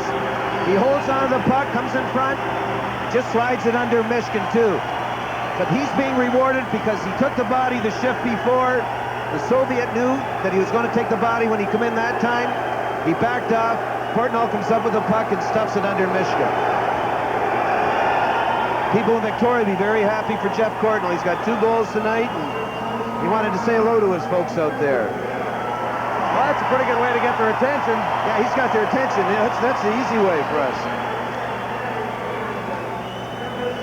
Casper and Courtnall have given the Bruins the lead for the first time.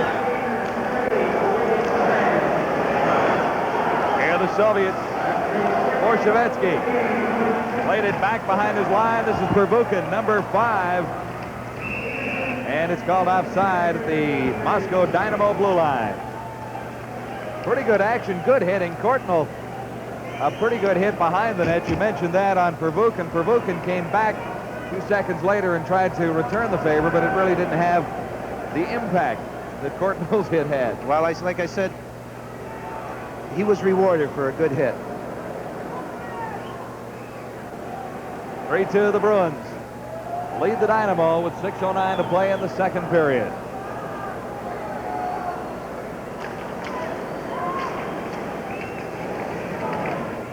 Reed is out there as a center between Jay Miller and Keith Crowder now.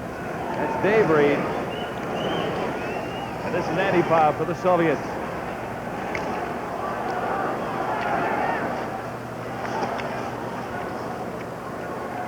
Standing up just inside the line. The Soviets having difficulty getting across. Reed in after it in the Soviet zone. Forced it. A miscue. Shot on Mishkin by John Blum as Bork moved in as well. Now the Soviets break out of their zone. Bork has his man lined up. And the puck slides out of danger. Back to the line. Vilyaletdinov kept it in for the Soviets. Not for long. This is Crowder. Crowder for Reed. The Bruins are driving them back a little bit with their body. Another hit in there. There's Jay Miller. Chance for Casper. Ridden off into the corner, but Casper still controls. Good hit along the boards. Casper lined up number 5 for Buchan. Great action at the Garden. There's more ahead.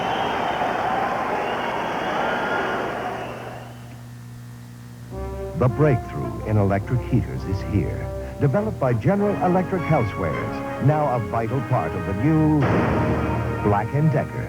New Heater Plus is light, compact, goes anywhere, and turns into a summer fan. No other portable electric heater can give you more warmth, and it's safe with children. Heater Plus from the new Black & Decker.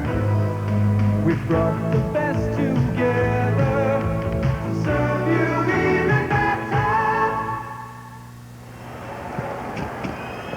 The Boston Bruins have the lead at 3-2 on the Moscow Dynamo on goals by Casper and Courtnall here in the second period. And hard work has paid off. Sure has. I think the last couple of minutes the Bruins have just driven the Soviet back into their end. They're having a tough time getting out right now. After the faceoff, Casper chases it in behind the Soviet goal. Yashin is upended in his own zone. Good back checking by Nienhuis for the Bruins. The shot at the line went all the way down. Icing waved off. Nienhuis keeps it in. Greg Nienhuis working out in front. Mishkin the save. He wasn't expecting a shot. Telvin along the boards. Now the Soviets come out. Chance for a 2-on-1. 1-on-1 anyway. Svetlov drops it back. Back for Svetlov. And it went off his leg and just over top and landed on the net. Svetlov took the pass. It was a little high and bounced off his leg and ended up on the mesh. Well, it looked like a 2-on-1 was developing. Telvin hustled back. Hustled back. And the Bruins got lucky there. The puck ended up bounced everywhere, including on top of the net too. But I think once the puck starts bouncing, it's the 2-on-1s aren't as dangerous as they are with a flat puck. Derlego moves to center for the Bruins. Flanked by Crowder and Burridge. Now this is Tulane, 27. His pass just about cost the Bruins. Now Derlego reclaims it for Burridge. Burridge a little behind Bill Derlego. And Antipov for the Soviets starts the Dynamo out. Pass for Popian on the left wing, and the play broken up just inside the Boston line. Crowder for Derlego. Good move by Derlego to move in a little bit closer. 2-on-1 Soviets, led this time by Leonov. He was wide. Antipov now for the Dynamo, moving in. Antipov worked out in front, and Derlego. Bruins are taking too many chances with this type of lead this late in the period. It can be fatal against the Soviets.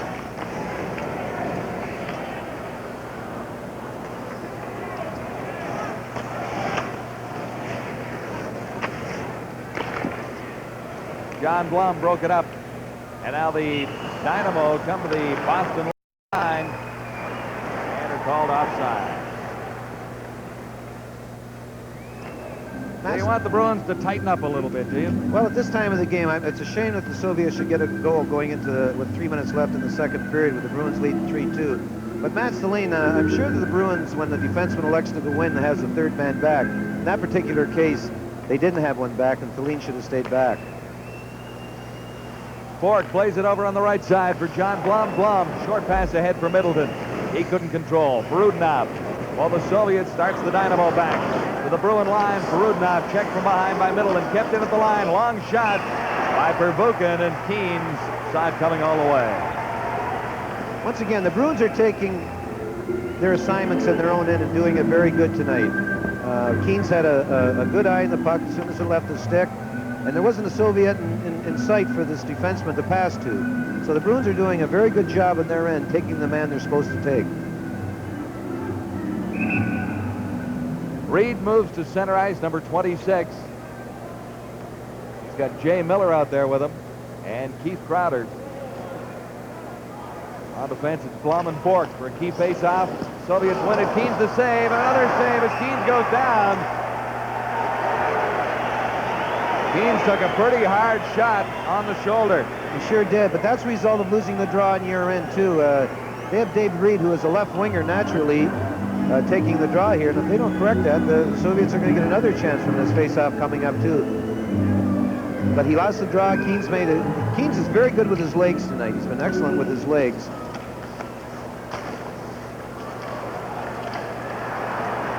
Comes loose over on the left wing for Miller. He hurried his pass. Crowder was over there going against the Soviet defenseman, Pervukin, without a stick. Soviets play it back to the line. It's kept in. Deflection out in front. They score! And I think you might have called that one. Well, Doug made a couple good saves here, but you just can't get away letting them have the opportunities they're having right here. They keep it in here, the Soviet defense. Dougie makes a good save there. Look, two Soviet players right out in front. Yeah. Three of them. 3-2. It went between his legs. It's one of the few times tonight they got caught with not being able to take their man in their end. Nikolai Varianov at 17:42 has things even.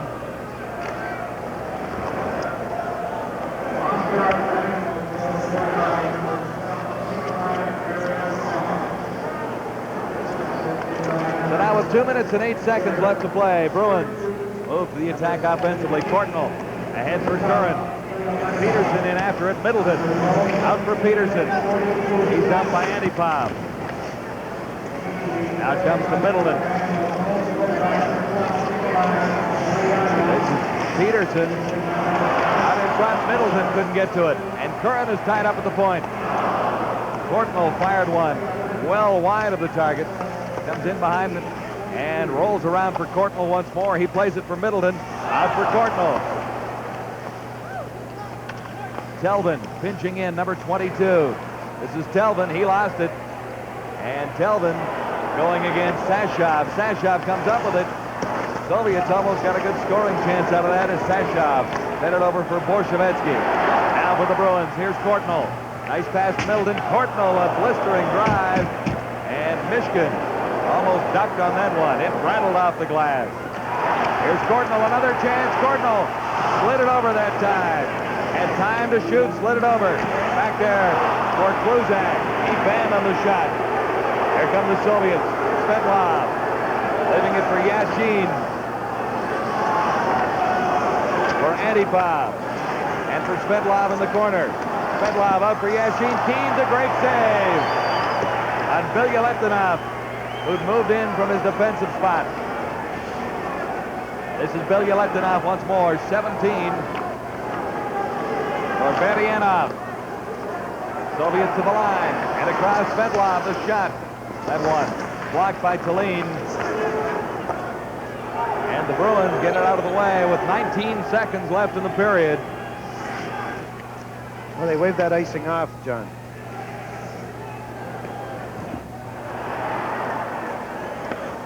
Good break for the Bruins, the way they've been playing in the last 2 or 3 minutes. A little scrambling. But they'll come out of this period even with the Moscow Dynamo at 3. I found you were quite astute there as you suggested the Bruins might be being a little confused back behind the blue line there, and it cost them an equalizing goal. It sure did. In the last 3 minutes, it's a shame that you allowed the opposition to have the opportunities they had in the last 3 minutes, especially with the 3-2 lead that they did have. And it can only be bad vibes going into the dressing room. And they just have to go in and readjust, because it was the only bad part of their game was the last 3 or 4 minutes at in the second period. Anyway, pretty good hockey continues at the Garden in Boston. The Moscow Dynamo 3 and the Boston Bruins 3. Lots more ahead. You're with the Sports Network, TSN, and this is the NHL Soviet Series 85-86.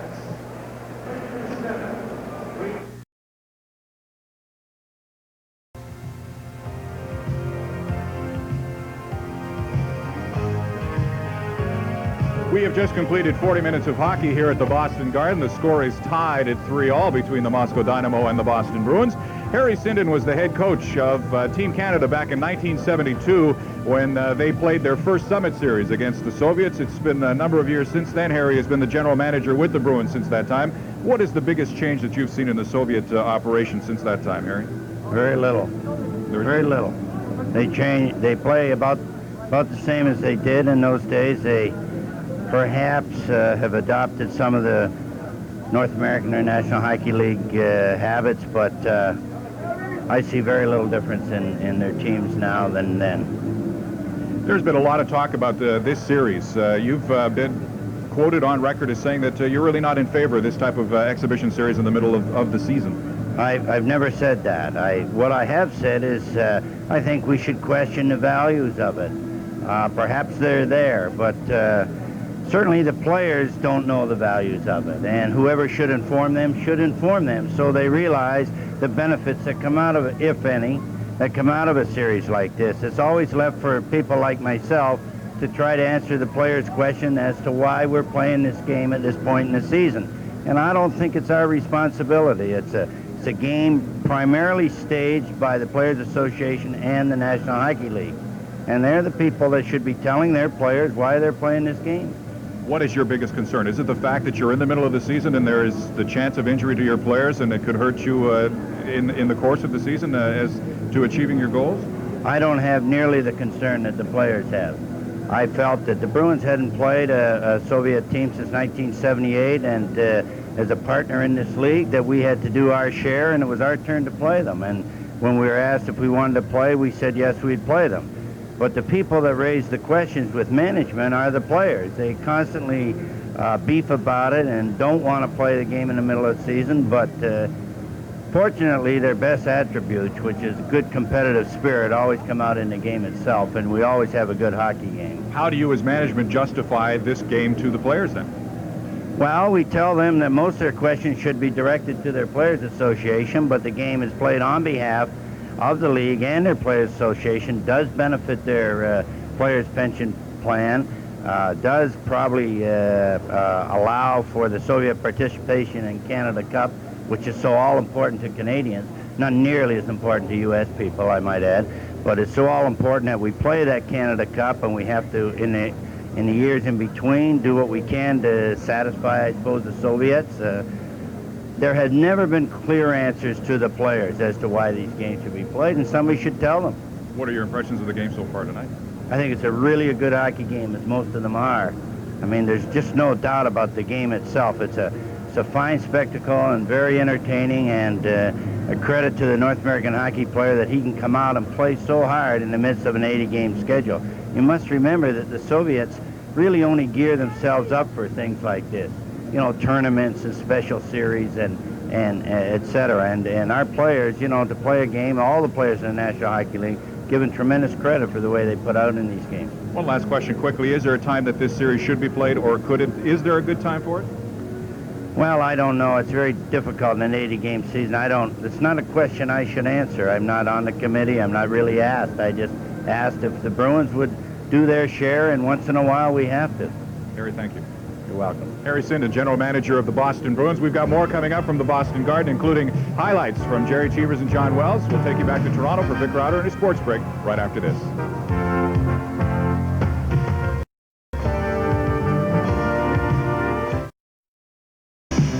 Sports fans have a great evening to look forward to Monday night on TSN. 11 o'clock Sports Desk, 11:30 Fish in the West. Then it's an hour of excitement with professional wrestling. 1 o'clock thoroughbred racing with the Tropical Park Derby. 2 o'clock a complete news report on Sports Desk, followed by highlights of the Calgary Stampede and your second chance to watch the Bruins Dynamo game. That's all on TSN, where Boston plays Detroit Tuesday, live 7:30 p.m. Eastern, as our exclusive NBA coverage continues. Hello, everyone. I'm Vic Rauter at the TSN Sports Desk in Toronto with this Monday night update in the NHL. Montreal St. Louis Blues at the Forum. It is now 6-2. The Canadiens leading the Blues late in the second period. Theldeline has 3 goals, a hat trick. Smith, Walter, and Tremblay with the singles. Hunter and Mullins scoring for the Blues. 6-2 Montreal over St. Louis, and the Canadiens can move into first place in the Adams Division ahead of Quebec if they hold on to win it. And New Jersey, Pittsburgh, now going to the third period, are tied 3-3. Bridgman, Johnson, Ludwig, and McHugh, Blaisdell, Lindstrom for Pittsburgh, 3-3 in the third. As I say, Montreal leads 6-2, and we have some of the highlights from the Forum in Montreal. Now it takes the Canadiens all of 38 seconds to hit the score sheet. Bobby Smith centers to Sheldalene, who one-times it for his 20th goal of the season. 1-0 Montreal. And the Habs power play clicks just later in the opening period. Tom Kerber's shot from the point deflected by Ryan Walter, making the score 2-0 Canadiens. But the Blues get that one back. Minutes later, Dave Barr's shot stopped by Dougie Sotard. Mark Hunter cashes in the rebound for his 23rd goal of the season. 2-1 Canadiens on top. The Canadiens then regain their 2-goal bulge early second period. Naslund sets up Bobby Smith, who dekes Greg Millen, notches his 16th of the season. 3-1 Habs. Later in the second, Ron Flockhart drops the puck for Joey Mullen. He moves to his right, slaps it by Sotard for his 19th. 3-2 Canadiens. Checking the basketball board, there are 3 games tipping off in the NBA. A couple of hot clubs meeting in San Antonio. The Spurs have won 6 of their last 8, while the Philadelphia 76ers have won 7 of 8. Philadelphia off and running early as Maurice Cheeks pushes the ball up the floor, dishes to Terry Catalidge for the layup. The Sixers also play good D early. Julius Erving closes the door on Artis Gilmore. San Antonio with some excellent defense of their own. Alvin Robertson with a steal to John Sunvold. Alfreda Hughes for the easy 2. Nicely done. Sunvold also had the hot hand off the bench. Here he hits the 18-foot jumper. Philly leads 55-42 at the half. And there it is, 55-42, 76ers on top. Washington will play Sacramento at 10:30 start. And Phoenix leads Seattle 35-24. That game resumes at 10:30 Eastern. They'll finish the game from last night after the Kingdome roof sprung a leak. Well, the Chicago Bears are 10-point favorites to beat the LA Rams, while Miami is a 5-point choice to beat New England in the NFL Conference Finals next weekend. Yesterday, New England stopped the LA Raiders 27-20, but it didn't end right there. After taunting the Raider players from the sidelines, Patriots GM Pat Sullivan found himself in a disagreement after the game. I told one of their players that I was tired of him making speeches about our football team and how great the Raiders are and how lousy the New England Patriots are. I told him I was tired of that. He took exception to it during the game. He tells me he's going to see me after the game on the ramp, and he did. Well, who was it? Well, actually, the guy that gave me this was Matt Millen. Grabbed me by the back of the hair and flings his helmet at me. That's real good, you know. Guy stands up there real tough with both hands and his helmet off and hits me with his helmet. But let me tell you something. We're just getting back for Jack Tatum and all the other crap that this football team has put on our football team for 12 years. Here's a look into the TSN news file for today. Time is winding down for the Detroit Tigers. They have until Wednesday to sign free agent outfielder Kirk Gibson or lose the right to sign him until May the 1st. The Tigers have made Gibson a 3-year, $3.9 million offer. His agent says he'll likely reject it. And why not? Larry Graham won a downhill and placed second in another. She was named Sports Federation Athlete of the Month for December. She'll be honored on January the 16th in Toronto, but won't be there to receive the award. She'll be back in Europe trying to win the overall title. They're not dead yet. A bid has been tendered to buy the Calgary Stampeders. Among those in the group, Calgary oil man Doug Hunter. Details will be announced Wednesday, but it's safe to say things are just about final, and there should be a team on the field for 1986. A few weeks ago, that didn't look likely. The NHL's Rookie of the Month, again, is the Habs Shell Deline. It's the second time he's won the award. He had 6 goals and 14 assists in December. Teammate Patrick Waugh was the runner-up. Clyde the Glide Drexler is the NBA's Player of the Week. Portland guard averaged 21 points, 9 rebounds, and 3 steals in 4 games. Celtic guard Dennis Johnson was the runner-up. And that's a look into the TSN news file. And briefly this evening, Minnesota Vikings head coach Bud Grant has retired for the second time in 3 years. Offensive coordinator Jerry Burns will now take over. And Friday's Men's World Cup downhill in Garmisch-Partenkirchen, West Germany has been postponed because of a lack of snow in the Alps. We'll return to the Boston Garden. Bruins Dynamo tied 3-3 in just a minute. The Sports Network gets 1986 off to a flying start with a jam-packed January. There's plenty of NHL excitement, as well as CIAU hockey action. The National Basketball Association keeps shooting, along with American and Canadian college basketball. There's volleyball with the Westman Classic from the University of Winnipeg. Football with the East-West Shrine and Rico Bowls. January sees the return of Grand Prix racing. There's more great tennis. Golf with PGA and LPGA tournaments. Swimming, track and field, indoor soccer, boxing excitement, and 5 times daily sports desk. What a January on TSN.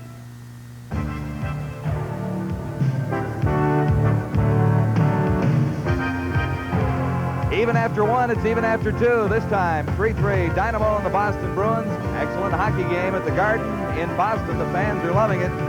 So is my partner tonight, Jerry Cheevers. Let's take a look at that second period. How did you see that? Well, John, that was a period of teams taking turns controlling the game there. It started off sort of slow, then all of a sudden the Soviets smelled some fresh blood there or something. They took it over, and the Bruins allowed them to. But the Bruins regrouped pretty quickly.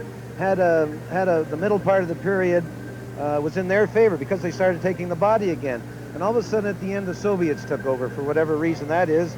They have to go in the locker room now, the Bruins, and figure out what happened the last 3 or 4 minutes. So a period of 3 distinct segments, according to Jerry Cheevers. Let's take a look at some highlights now, and I knew you'd want to pick out a Doug Keane save as your first one. Well, I'm a little prejudiced, but I like goaltender saves, too. The Borshevsky here, he makes... this is a good save by Doug. They cross here, and Antipov makes a play. Gordy Kluzak's caught up ice here. Then all of a sudden he rushes back to bother Borshevsky. But Borshevsky's still in, and he's going to shoot, and Kluzak gets a stick, but he gives Dougie time to come out and shut him off pretty good. And Borshevsky just shoots it into Doug's pads, too. But Kluzak did get caught, but he hustled back, and he hustled hard, and Gordy's struggling a little bit, and but he works hard at it, too, and I'm sure Gordy will come out of this struggling situation he's in right now. One of several good saves by Doug Keanes in the Boston net, but this is one he couldn't quite keep out. Yashin on the power play. Well, no one could have stopped this, I don't think. But the key to this play was that Svetnov made a great pass. I used to get mad at players that had a 2-on-1 opportunity and made a pass into the skates and fouled up the play here. But Svetnov, he takes the pass here, and he, honest God, he makes a precise pass right to the stick of Yashin. Yashin goes in. This is going to go off the left post of Dougie. Bang, right in there. No goaltender is going to stop that. But the play, sometimes when plays like that happen and they don't go in, is because the puck is passed into a skate or it's a bouncing pass. That didn't happen. It doesn't happen very often with the Soviets, and that's why Yashin was allowed to get a real pinpoint scoring bid there. It's been a good hockey game for Jeff Courtnall of the Boston Bruins. He has 2 goals, but as we look at one more highlight here, it's easy to see how he got his second. Well, this is a result of hits. He goes in here on Yashakov, takes the body and nails him. Bang. The puck comes up. It goes back to the point where Rick Middleton keeps it in. Now it goes back in this corner. He don't want no part of it, Yashinov, too. He lets Courtnall. The puck bounces away. It'll go back to Middleton here on this side. Middleton will keep it in. Pass over to Peterson, or the shot goes back to Peterson, I'm sorry. Peterson retrieves it. And Yashinov, he's still in a dither out there. He doesn't know what way to turn. The pass goes in here to Courtnall around the net, and he just holds and holds and holds. Michigan misplays it here somewhat, but Courtnall, he just holds. Ricky Middleton takes a man with him. He holds and just stuffs it between Michigan's leg. But the point I'm trying to get is, John, it was a result of Jeff Courtnall making a tremendous hit, and therefore Yashakov, when he went in the second time, he wanted no part of it. I guess in North America, we call it hearing footsteps, too, because that's exactly what happened on that goal. All right, he heard a few there. It is 3-3, the Moscow Dynamo and the Boston Bruins, still 1 period ahead. We look forward to a great one here at the Garden in Boston tonight.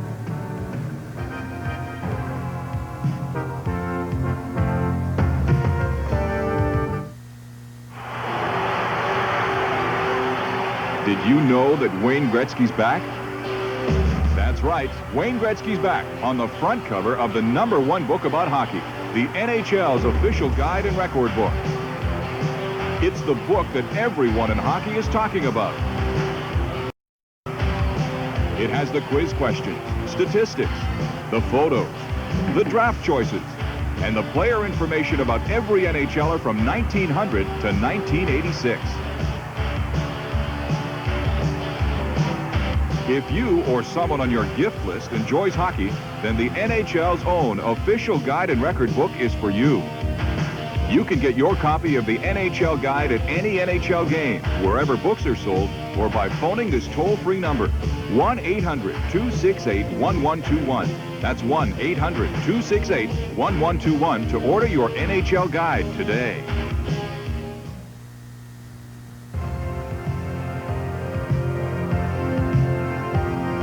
There's still 20 minutes of hockey action left here at the Boston Garden. We've been treated to an excellent hockey game so far. It's tied at 3, both teams having outstanding chances during the second period of play and taking advantage of them. Let's take a look at the scoring summary from that second period of play. Sergei Yashin started things off on the power play to make it 2-1 for Dynamo at 7:30, and then it was Steve Casper on the power play for the Bruins at the 12:09 mark. Boston took the lead 3-2. Jeff Courtnall's second of the night at 13:33, and then Nikolai Varianov at 17:42 tied the score at 3, and that's where it stands right now. Shots on goal 22-20 in favor of the Bruins with 20 minutes left to play. Outstanding hockey action for the 12,000 and plus fans that are here at the Boston Garden. We look forward to the rest of this hockey game. We're set to go. Let's go upstairs to John and Jerry.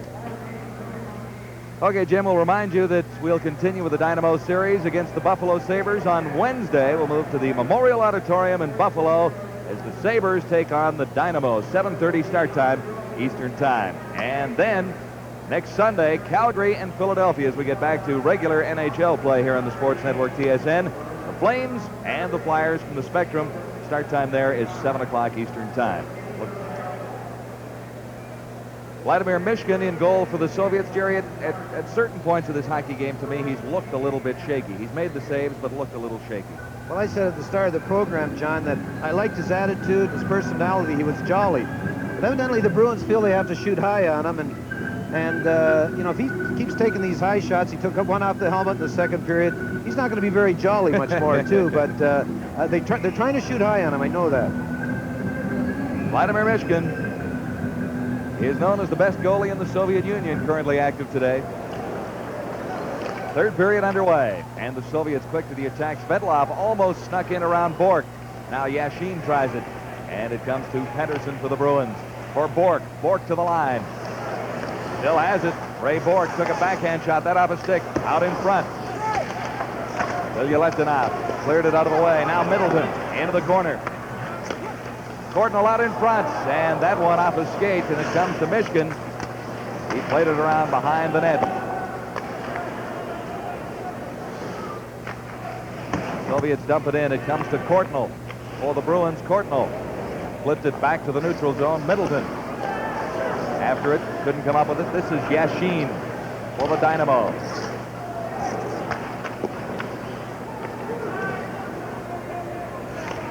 Now Kluzak back at his own line. Middleton just tips it into the Soviet zone.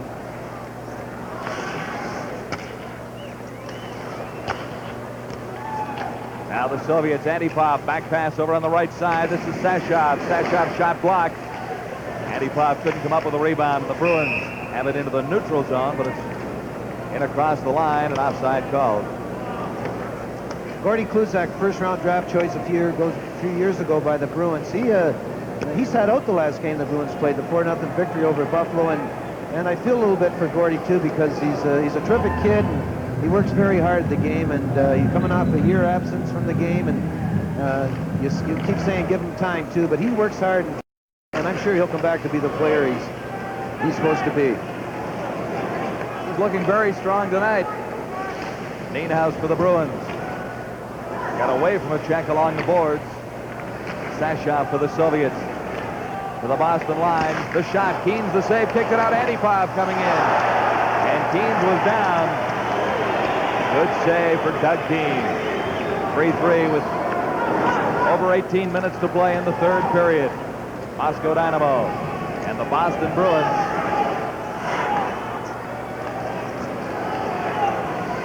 Kluzak ahead for Nienhuis. He dumps it in. Facine goes after it. Facine got a stick on it and got it to the side of the Soviet goal. Mishkin didn't have to make a play. Now Veryanov. Long shot. Keenes a skate save. Perudinov for the Soviets into the corner. Nienhuis clears it around behind the net. Now Perudinov has it. Perudinov in for Skirdak. This is Skirdak winding up with a shot. That off the leg. Perudinov. And Skirdak comes up with it again. Skirdak trying to work out front against Curran. Back to the line. Bozikov. The shot blocked. Soviets keep it in at the line. That's Perudinov, number 20. And now the Bruins regain possession and clear it down to the Soviet zone. Yashin for Veryanov. Back for Yashin. Good move by Derlego at center ice for the Bruins. Derlego left it there for Burridge. Shot to the side of the net. Good try for Crowder. And fired wide that time by Burridge. Yashin goes down. Bork is back behind his line to clear it on the boards on the left side.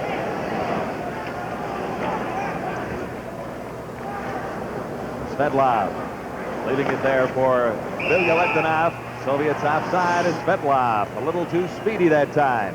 Even at 3 with 16:14 to play in the final period.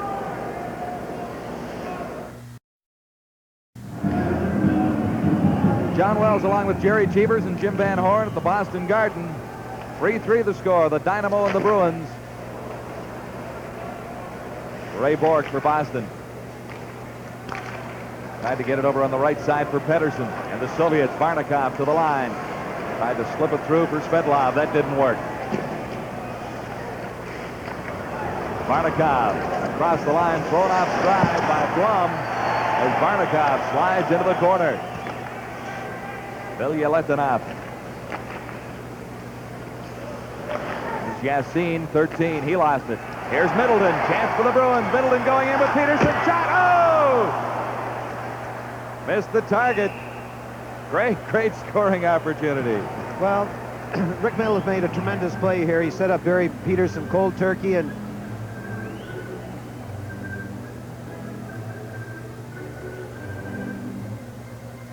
Courtnall makes a tip to Rick. Rick Middleton comes in. He makes a great play. He's got great reach, Ricky. Over to Barry, and Barry elects to go high in the glove side and just misses the net. You know, you got to make the goaltender save it. And Barry elected to go high and just missed the top glove corner there. Soviets now. Chance here for 25. Antipov. Into the corner after it. Leonov.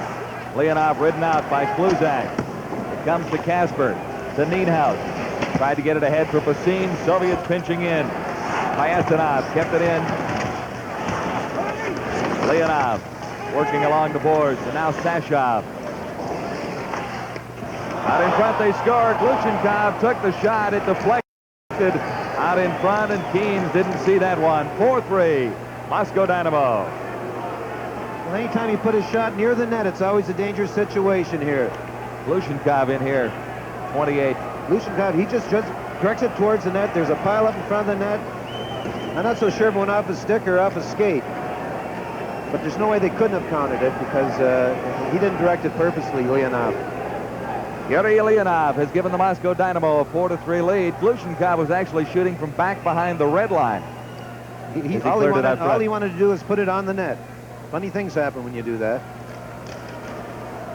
Tough break for Keens and the Bruins. Leonov has given the Dynamo a 4-3 lead. This is Perudinov.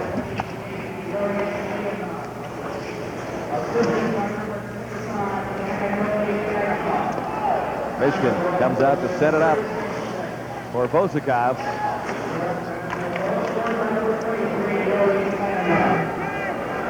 Bruins back in their own zone with 14:56 to play, third period.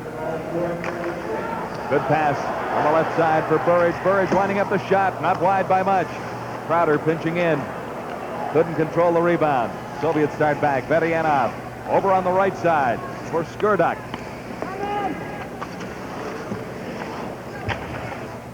Shot fired wide by Veryanov, number 12.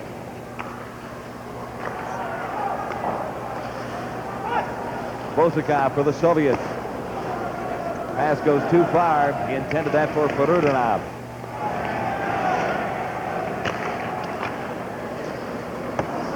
Bruins got to be patient here, John.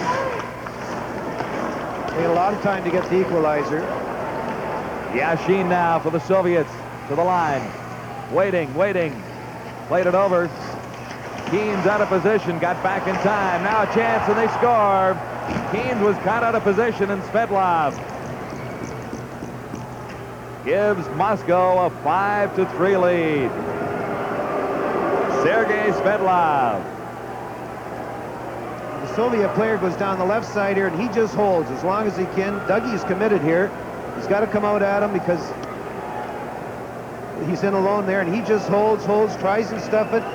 Bork says it goes right over to Svetlov, and he just blasts it in the open net. They don't miss those. Keens was down and out of the play.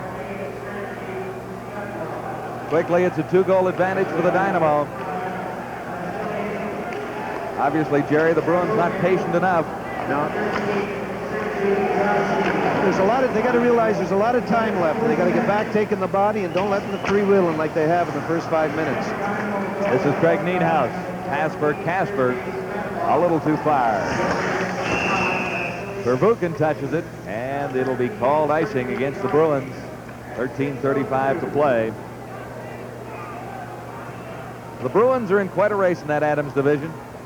There's 7 points separating the top and the bottom. You know, a 3-game winning streak will put you in top, and a 3-game losing streak will put you on the bottom. Right in the bottom. So it's a tough division. It's a good division, the Adams division. Very competitive. Going into tonight, Quebec and Montreal even atop the standings. Boston standing in third spot, 3 points back of that. Soviets to the line once more. It drifted out just slightly. And Sashov took a shot.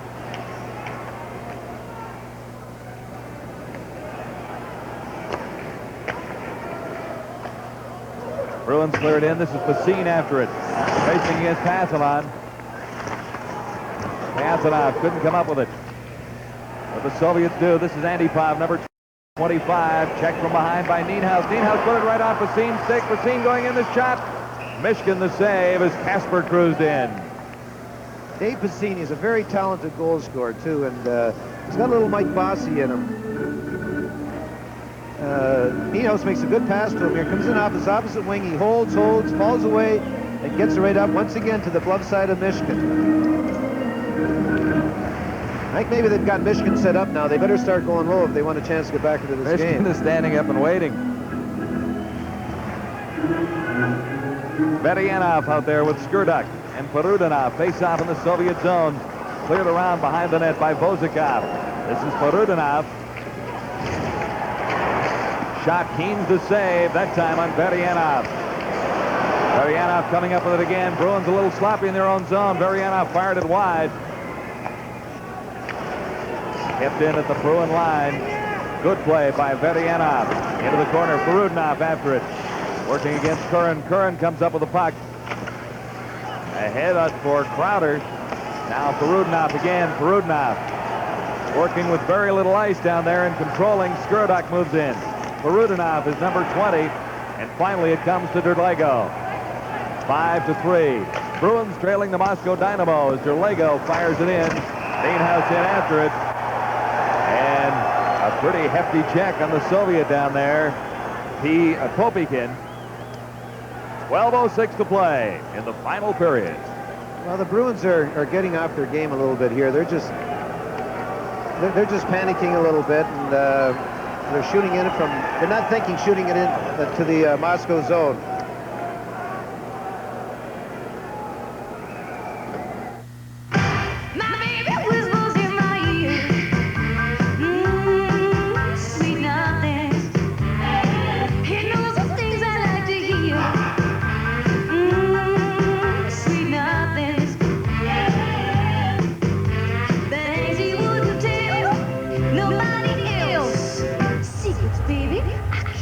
Myself, sweet nothing. Molson Canadian. Taste that'll stop ya cold. Here we see Crowder in this big hit on Popikin. He just levels him two on the icing. This is Ray Bork. Bork was looking for Peterson up the middle. It goes all the way down. Backboard for the Soviets. Pervukin, number 5. He clears it for Yashin, and it's whistled down. Yashin thought he might have a play on that one. Well, it come through a maze of player, and it just could have easily been waved off a two-line pass. But the referees elected to call it a two-line pass. One thing I've been impressed with, John, is the Bruins' ability to win the face-offs in each end of the rink. And if they can get a couple more draws in the Soviet end, it should result in some scoring opportunities. Ray Bork takes it back behind his own line and right back behind Doug Keen's. 5-3. Dynamo leading. 11:35 to play in the final period. Bilyaletdinov misses. Middleton.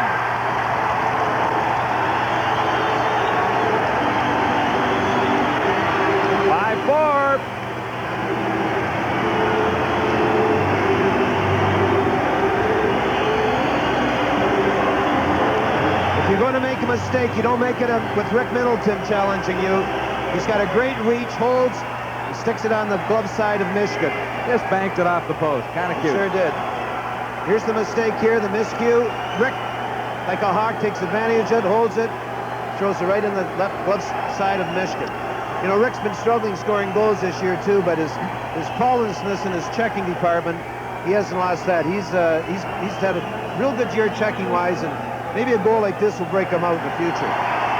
Well, there's lots to go in this hockey game with 11:32 to play.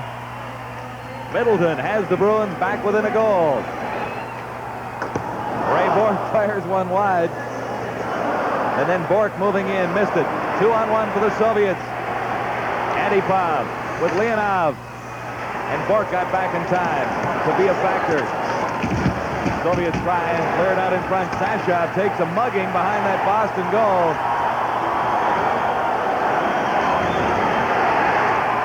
Another good hit along the boards. Chance for the Bruins, 2-on-1, but Courtnall didn't see it.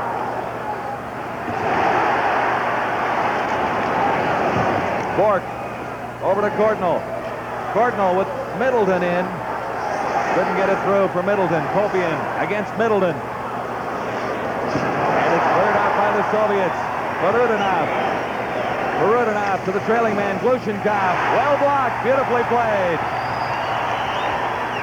by Telvin, 27. Great action here as Telvin goes back behind his own line.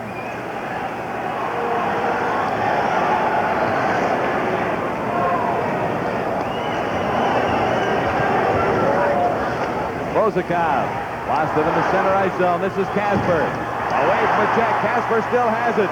Tried to play it out in front. Off escape. Perudinov checked from behind by Nienhuis. And for the Soviets now, Skurdok. Skurdok into the corner for Perudinov. Out in front. Keens got a stick on it. Cleared it away. Nienhuis couldn't control it. Comes to the line. Kept in by the Soviets. Verbuchen didn't take the shot. Kasper still going in. Mishkin stood his ground as Kasper moved in. That time with Nienhuis. Nienhuis had the opportunity for the line. Telvin just misses. Rebound up to Kasper. He just missed. Kusin now back to the line. Fed in. Out in front. And it's banked off a stick by Curran. Mishkin grabs onto it to save a heart attack. I sure did. I think everyone in the building wanted a stoppage of play there. Michigan was the closest guy and decided to stop the play too, but the Bruins had them going there, and that was a real great shift for the Bruins too. Once again this game is shifted. The Soviets come out after the 2 quick goals and had control. The Middleton goal ignited the Bruins.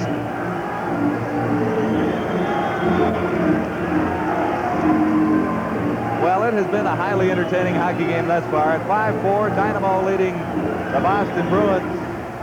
The possibility of a tie definitely exists, and that might even mean overtime. 9:16 to play, third period. Bruins really can't take any chances defensively now. They got it going a little their way, and they just have to hang loose, be patient, and they'll get their opportunities. That's your key word for the Bruins. Be patient. Patient sure is, especially against the Dynamo here. Verbuchen got it ahead on the right side. Yashin couldn't take the pass, but it comes to Varnikov. Varnikov, Yashin out in front. Keens, big save, a little help from Bork. Soviets still trying to control in the Boston zone. Now Keith Crowder starts out.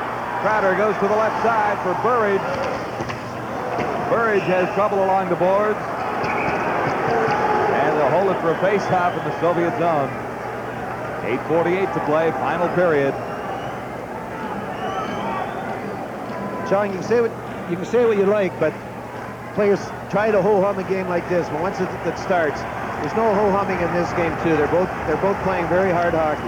I think a ho-hum happens in an exhibition game, even of playing the Soviets, when one of the other teams comes out with a big lead. But if it's close most of the way, then the emotion and the tension flows right through the game. 2 or 3 goal leads and change it around. Here's Bork. That one. Ricochet to the corner. Varnikov. Bork. Courtnall. Courtnall has it in. Middleton races after it. Kept in by Glom, not quite. And as Middleton touches it, offside called against the Bruins.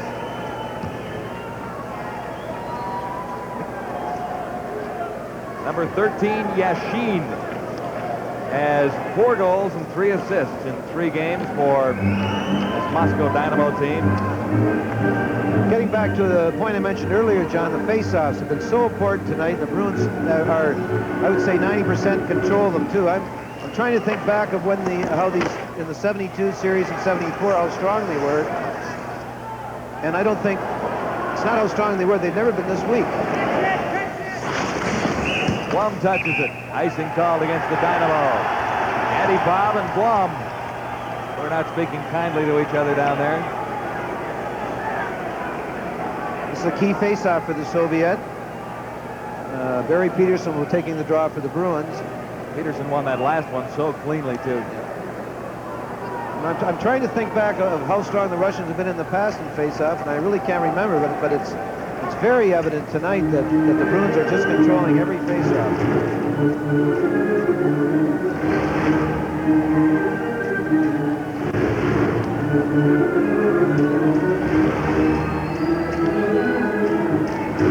once again.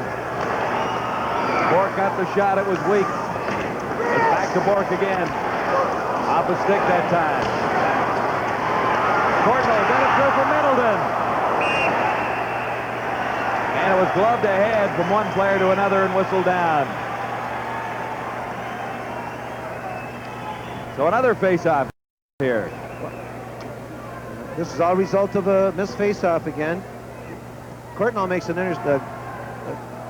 push over to Middleton in the front, and Michigan really used the poke check to his advantage there. Courtnall really played that well. It was a bouncing puck. He was lucky to get it through. Yes, he did. I don't know where the Soviets practice tomorrow, but I know what they're going to be doing for an hour. Face-offs. It might be on Main Street in Buffalo somewhere, but they're going to be practicing them.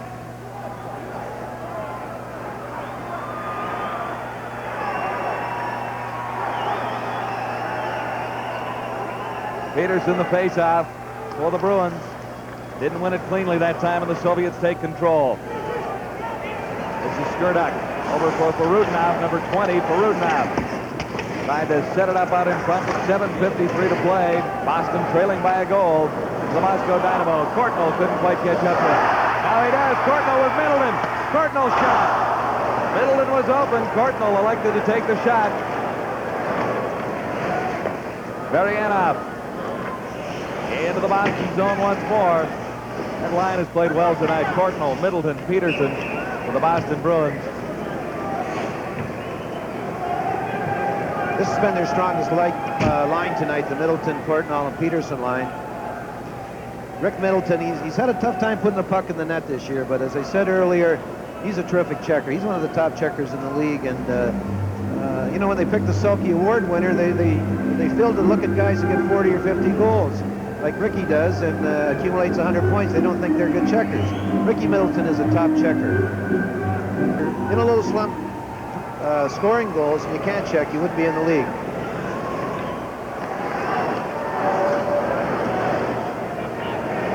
Loose in the central zone. Now Kluzak tried to get it ahead for Facine on the right side.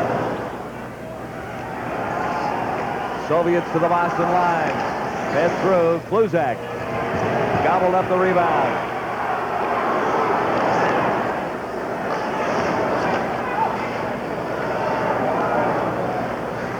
Svetlov for Yashin. Yashin was looking for Svetlov to move down the left side. Svetlov now moving in. Couldn't control it. Kluzak into the corner after it for Boston.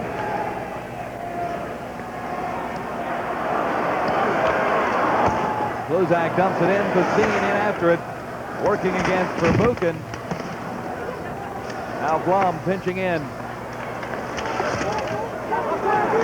Blum overskated it.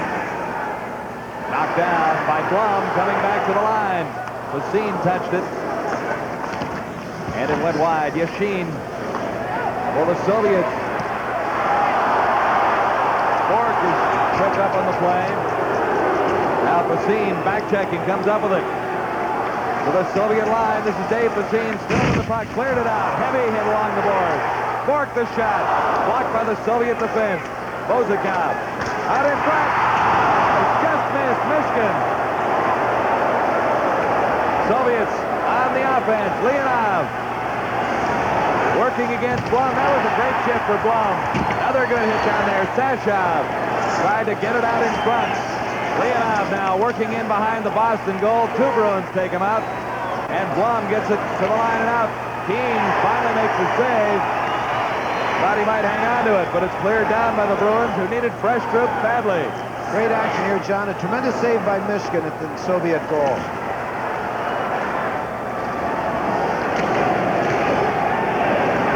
Flipped in by Crowder. That's Derlego after it. Glushenkov beat him to it. Crowder couldn't keep it in at the line.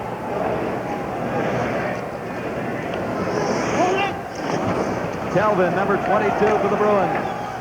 For Crowder, he ran into Kopian in the Soviet zone. And after it, Derlego. 5 minutes left in the final period. The Bruins trail by a goal. It's 5-4 Dynamo. And here they come. Fedian off the shot. Broke a stick. Curran was there to block it.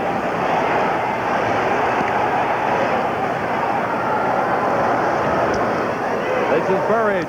with Crowder skating in. Burridge trying to feed it back. Perudinov got it to the line. And it's flipped out by Skurduk. Fired in by Telvin. Middleton is out there for the Bruins now with Peterson.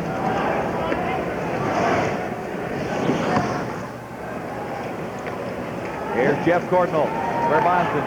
Courtnall for Peterson. Soviets are just dumping it out now. They're not taking any chances with 4 minutes left.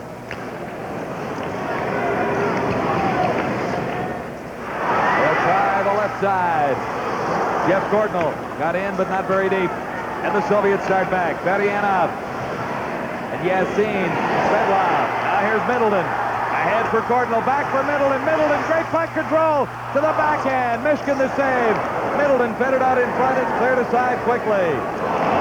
Getting around Baum is Svedlov. Svedlov going right in on Keynes. He scores! Svedlov makes it 6-4 as he walked in alone on Doug Keynes. Great chance for the Bruins at the other end of the ice for Middleton. But Svedlov comes right back to increase the lead to 2 goals. Yep, Blum was in between going for the puck or the body, too, and the great speed of this player. Svedlov come in. He holds once again, cuts to the middle, and just backhands it by Doug Keynes. He was coming with great speed there, and any time a player comes with the speed that Svedlov had there, it's tough for a goaltender. But Ricky Middleton made a brilliant play at the other end to the Soviets, and the Soviets come back and get this, which I think will be the clincher.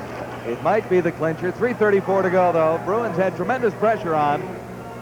The Dynamo, looking for their first win of this series, have 2 from Svedlov. Let's look at Middleton and how close he really was. This is just before the Svedlov goal. Rick Middleton from Courtnall. These guys have been all over the ice tonight. He holds, hangs it up, comes in, goes to the backhand, hits the side of the net, retrieves it, throws it in front, and boom, he hits the Soviet player, and off they go. Svedlov has 3 goals and 5 assists in 3 games. Keynes out of his net. Got back in time after taking Sashov neatly out of the play. Chance for Kasper. Here's Steve Kasper. Man open on the left side.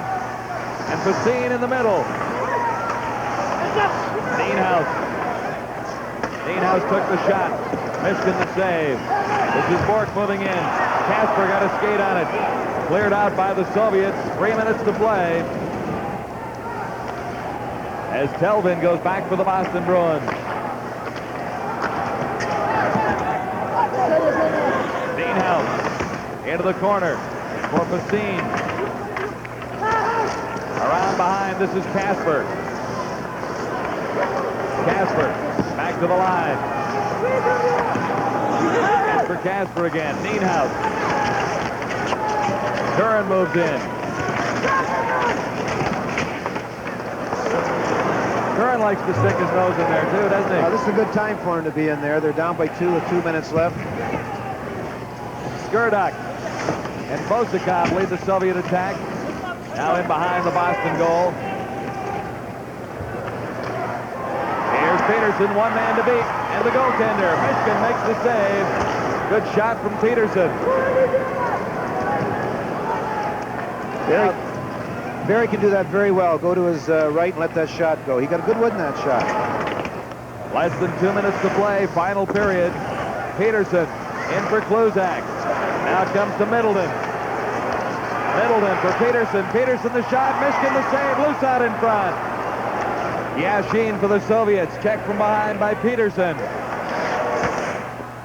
Shot by Courtnall. Blocked by the Soviet defense. They're just bunching up in front of Mishkin. Now a 2-on-1. 3-on-2. Out in front, Keynes holding the fort. And a good save in behind Doug Keynes by Kluzak. Here's Jeff Courtnall. Courtnall couldn't control. Back to the line, kept in by Bork.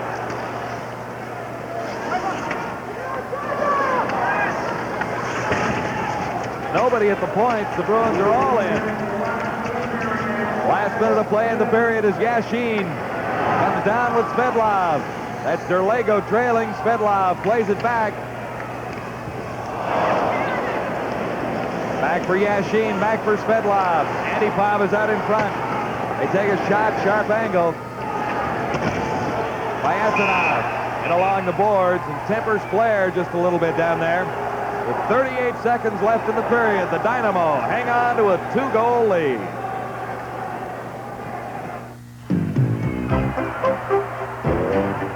Look what just popped up. The new Sony Handycam. A video camera recorder so tiny, it fits in one hand. To capture every move and hear every sound.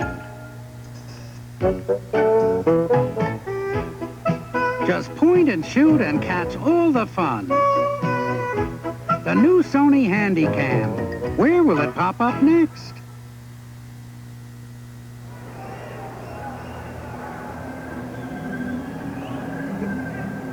Here's the hit by Courtnall. The arms come up, but the Soviet player got his stick up, and I think Courtnall had all the right in the world to take a shot at him, too. Watch the stick come up here.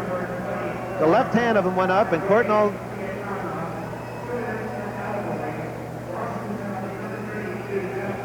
Well, they call that elbowing, but it's actually the glove, the top part of the glove you put on your stick, and the Soviet player was just protecting himself from a hit by Courtnall, and he got the glove up there, and you know, it's easy to say that Jeff should have you know, not taken the penalty with him too, but sometimes you can't take that, and this isn't for the Stanley Cup or anything, so I feel Jeff had a right to go back and drill him one. Well, penalties to Courtnall then, and Piantonov of the Soviets. Now they've called for a measurement of the stick. Mike Milbury's going to try it. The Soviets are supposed to play by the NHL standards, and full NHL rules on the tour. Yeah, right. And you know, if it's, I'm pretty sure he's going to get the penalty. In fact, if the Soviet sticks are what I can remember them, they're like they should have got a 5-minute major, because they use the biggest hooks I've ever seen. And the Soviet bench, the coaching staff saying, I don't know if they're saying good one or what, but it is 38 seconds remaining on the clock. Courtnall is in the box for the Boston Bruins, but Yashin has now moved into the penalty box for the Soviets. Well, the first penalties are coincidental too, so they'll be playing 5-on-4. Well, I guess where there's a will, there's a way. Where there's a little bit of hope. 38 seconds. Good chances for the Bruins. You know, Michigan has played well in the third period. Yes, he has. Very good. It's not against the rules. I don't know why Milbury wouldn't call it again in the next shift. Should have gone to it one more time. They got Yashin. He'd be a pretty nice guy to keep in the penalty box for a while during a hockey game like this. He's a fine hockey player, Yashin. Had a good night. So the face-off will be just outside the Boston blue line. 38 seconds, as mentioned, remaining in the final period. Bruins trail by 2. Here's Bork. Ahead for Kasper. Kasper for Nienhuis. Nienhuis got it across the line, but there are 2 Soviets there, and they're eager to dump it out. 24 seconds left on the clock. Bork fed it over for Kasper. Now Keynes is out of the net. Nienhuis out in front. Bork moving in. And it's knocked down by Tallinn. Here's Middleton cruising in. Just 7 seconds left now as Middleton tries to control it in behind that Soviet goal. 3 seconds left on the clock. There's one chance for Boston with 38 seconds left and the manpower advantage. Well, John, this was a very well-played game. I thought both teams had their periods of playing well, and I thought the Bruins got out of their plan during the third period. They tried to hit laterals up the middle and have breakaways, but their success dealt from taking the body in the Soviet end. Final 3 seconds now. Kasper taking the draw for Boston, and he can't do much with it. They fire the shot. Michigan makes the save, and that's the hockey game. 6-4 is the final score in favor of the Moscow Dynamo. One interesting note I thought you made in the dying moments of the second period. The Bruins had to be a little more patient at that point, and they were leading 3-2. Quickly, it was 3-3 for the Soviets. Yeah, that was a tragic point for the Bruins, the last 3 or 4 minutes in the second period, because the Soviet come out in the third period and took the game over for a while, and took it over enough that when the Bruins had their spurt, they could still control the game, too. So I feel the last 3 or 4 minutes in the second period was probably the key to the game. That and a save Mishkin made when it was 5-4 for the Soviet. He made a great leg save on Niehaus. Well, traditional handshake at international hockey time. I know you don't agree with this. Well, I just like to know what they say to each other, and if they mean what they say. I've never shaken hands in my life. Maybe the odd goaltender, because we all come out of a union, and I just don't. If you don't mean it, I really don't dig shaking hands too. But it was a very entertaining game. The Moscow team played very well. We enjoyed it, and the final score reads the Moscow Dynamo 6 and the Boston Bruins 4. You're with the Sports Network, TSN.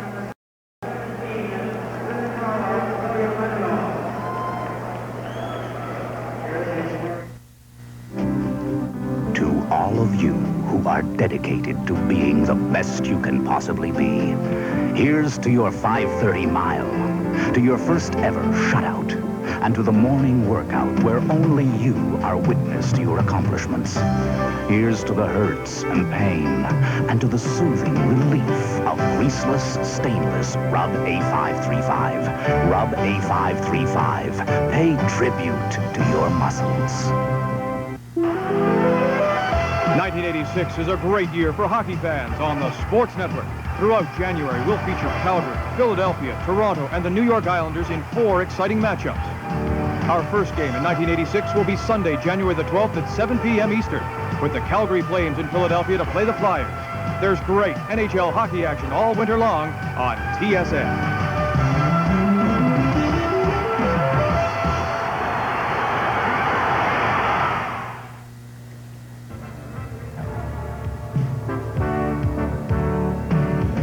Let's take a look at the Molson 3 stars from tonight's hockey game. The first star from the Moscow Dynamo with 2 goals and 1 assist. Sergei Svetlov scored a big goal in the third period to really put the Bruins away. The second star of tonight's game scored 2 goals for the Bruins. Jeff Courtnall. Big night for Jeff. 2 goals, second star of the game. And the third star is Zinatula Bilyaletinov from the Moscow Dynamo. Did not score any goals, but did have 3 assists. So there they are, Sergei Svetlov, Jeff Courtnall, and Zinatula Bilyaletinov. We'll come back with Jeff Courtnall after this.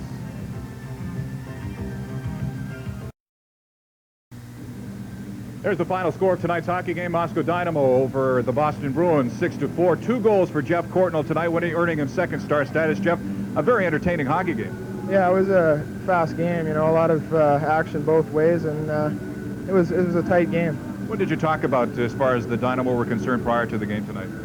You know, we just talked about getting in, forechecking hard, taking the body, and just try to slow them down in their end and not let them get going. You played an outstanding hockey game tonight. It's been a bit of a frustrating season for you. It has to do your soul good to come up with a performance against the caliber of hockey team that this is.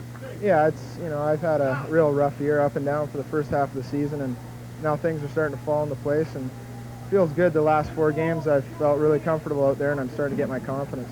What was the feeling among the players prior to tonight's game? We've heard different reports that you really didn't want to play it. Some guys were looking forward to it.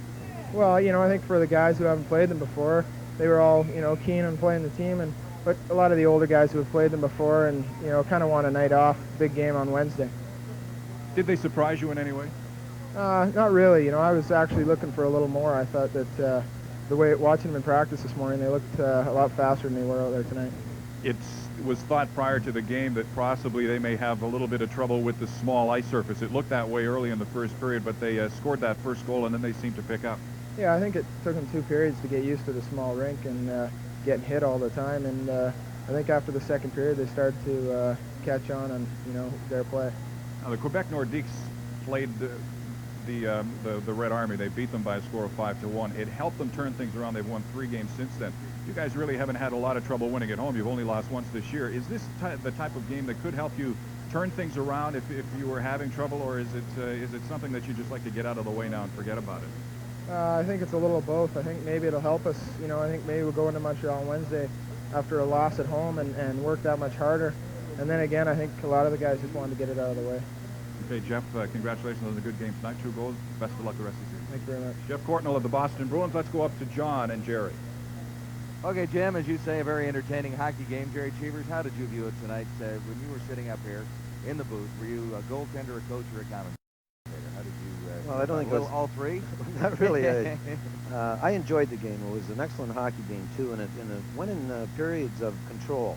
When the Bruins allowed the Soviet to freewheel, like we talked before the game, the Soviets were in control. But when they took the body, the Bruins, and forechecked and shut them off at center ice, the Bruins were in control.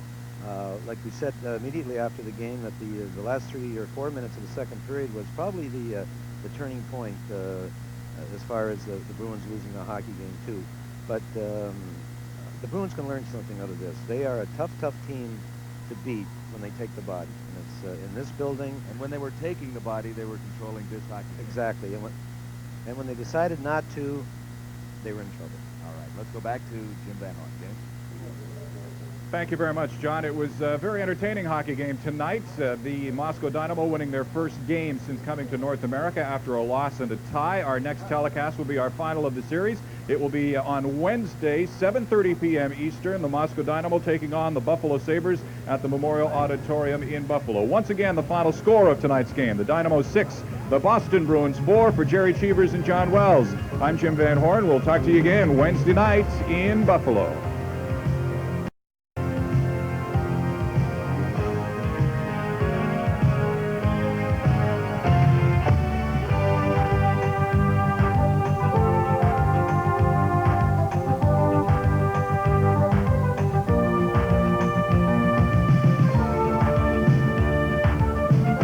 Tonight's telecast has been brought to you by Molson, celebrating our 200th year, the best.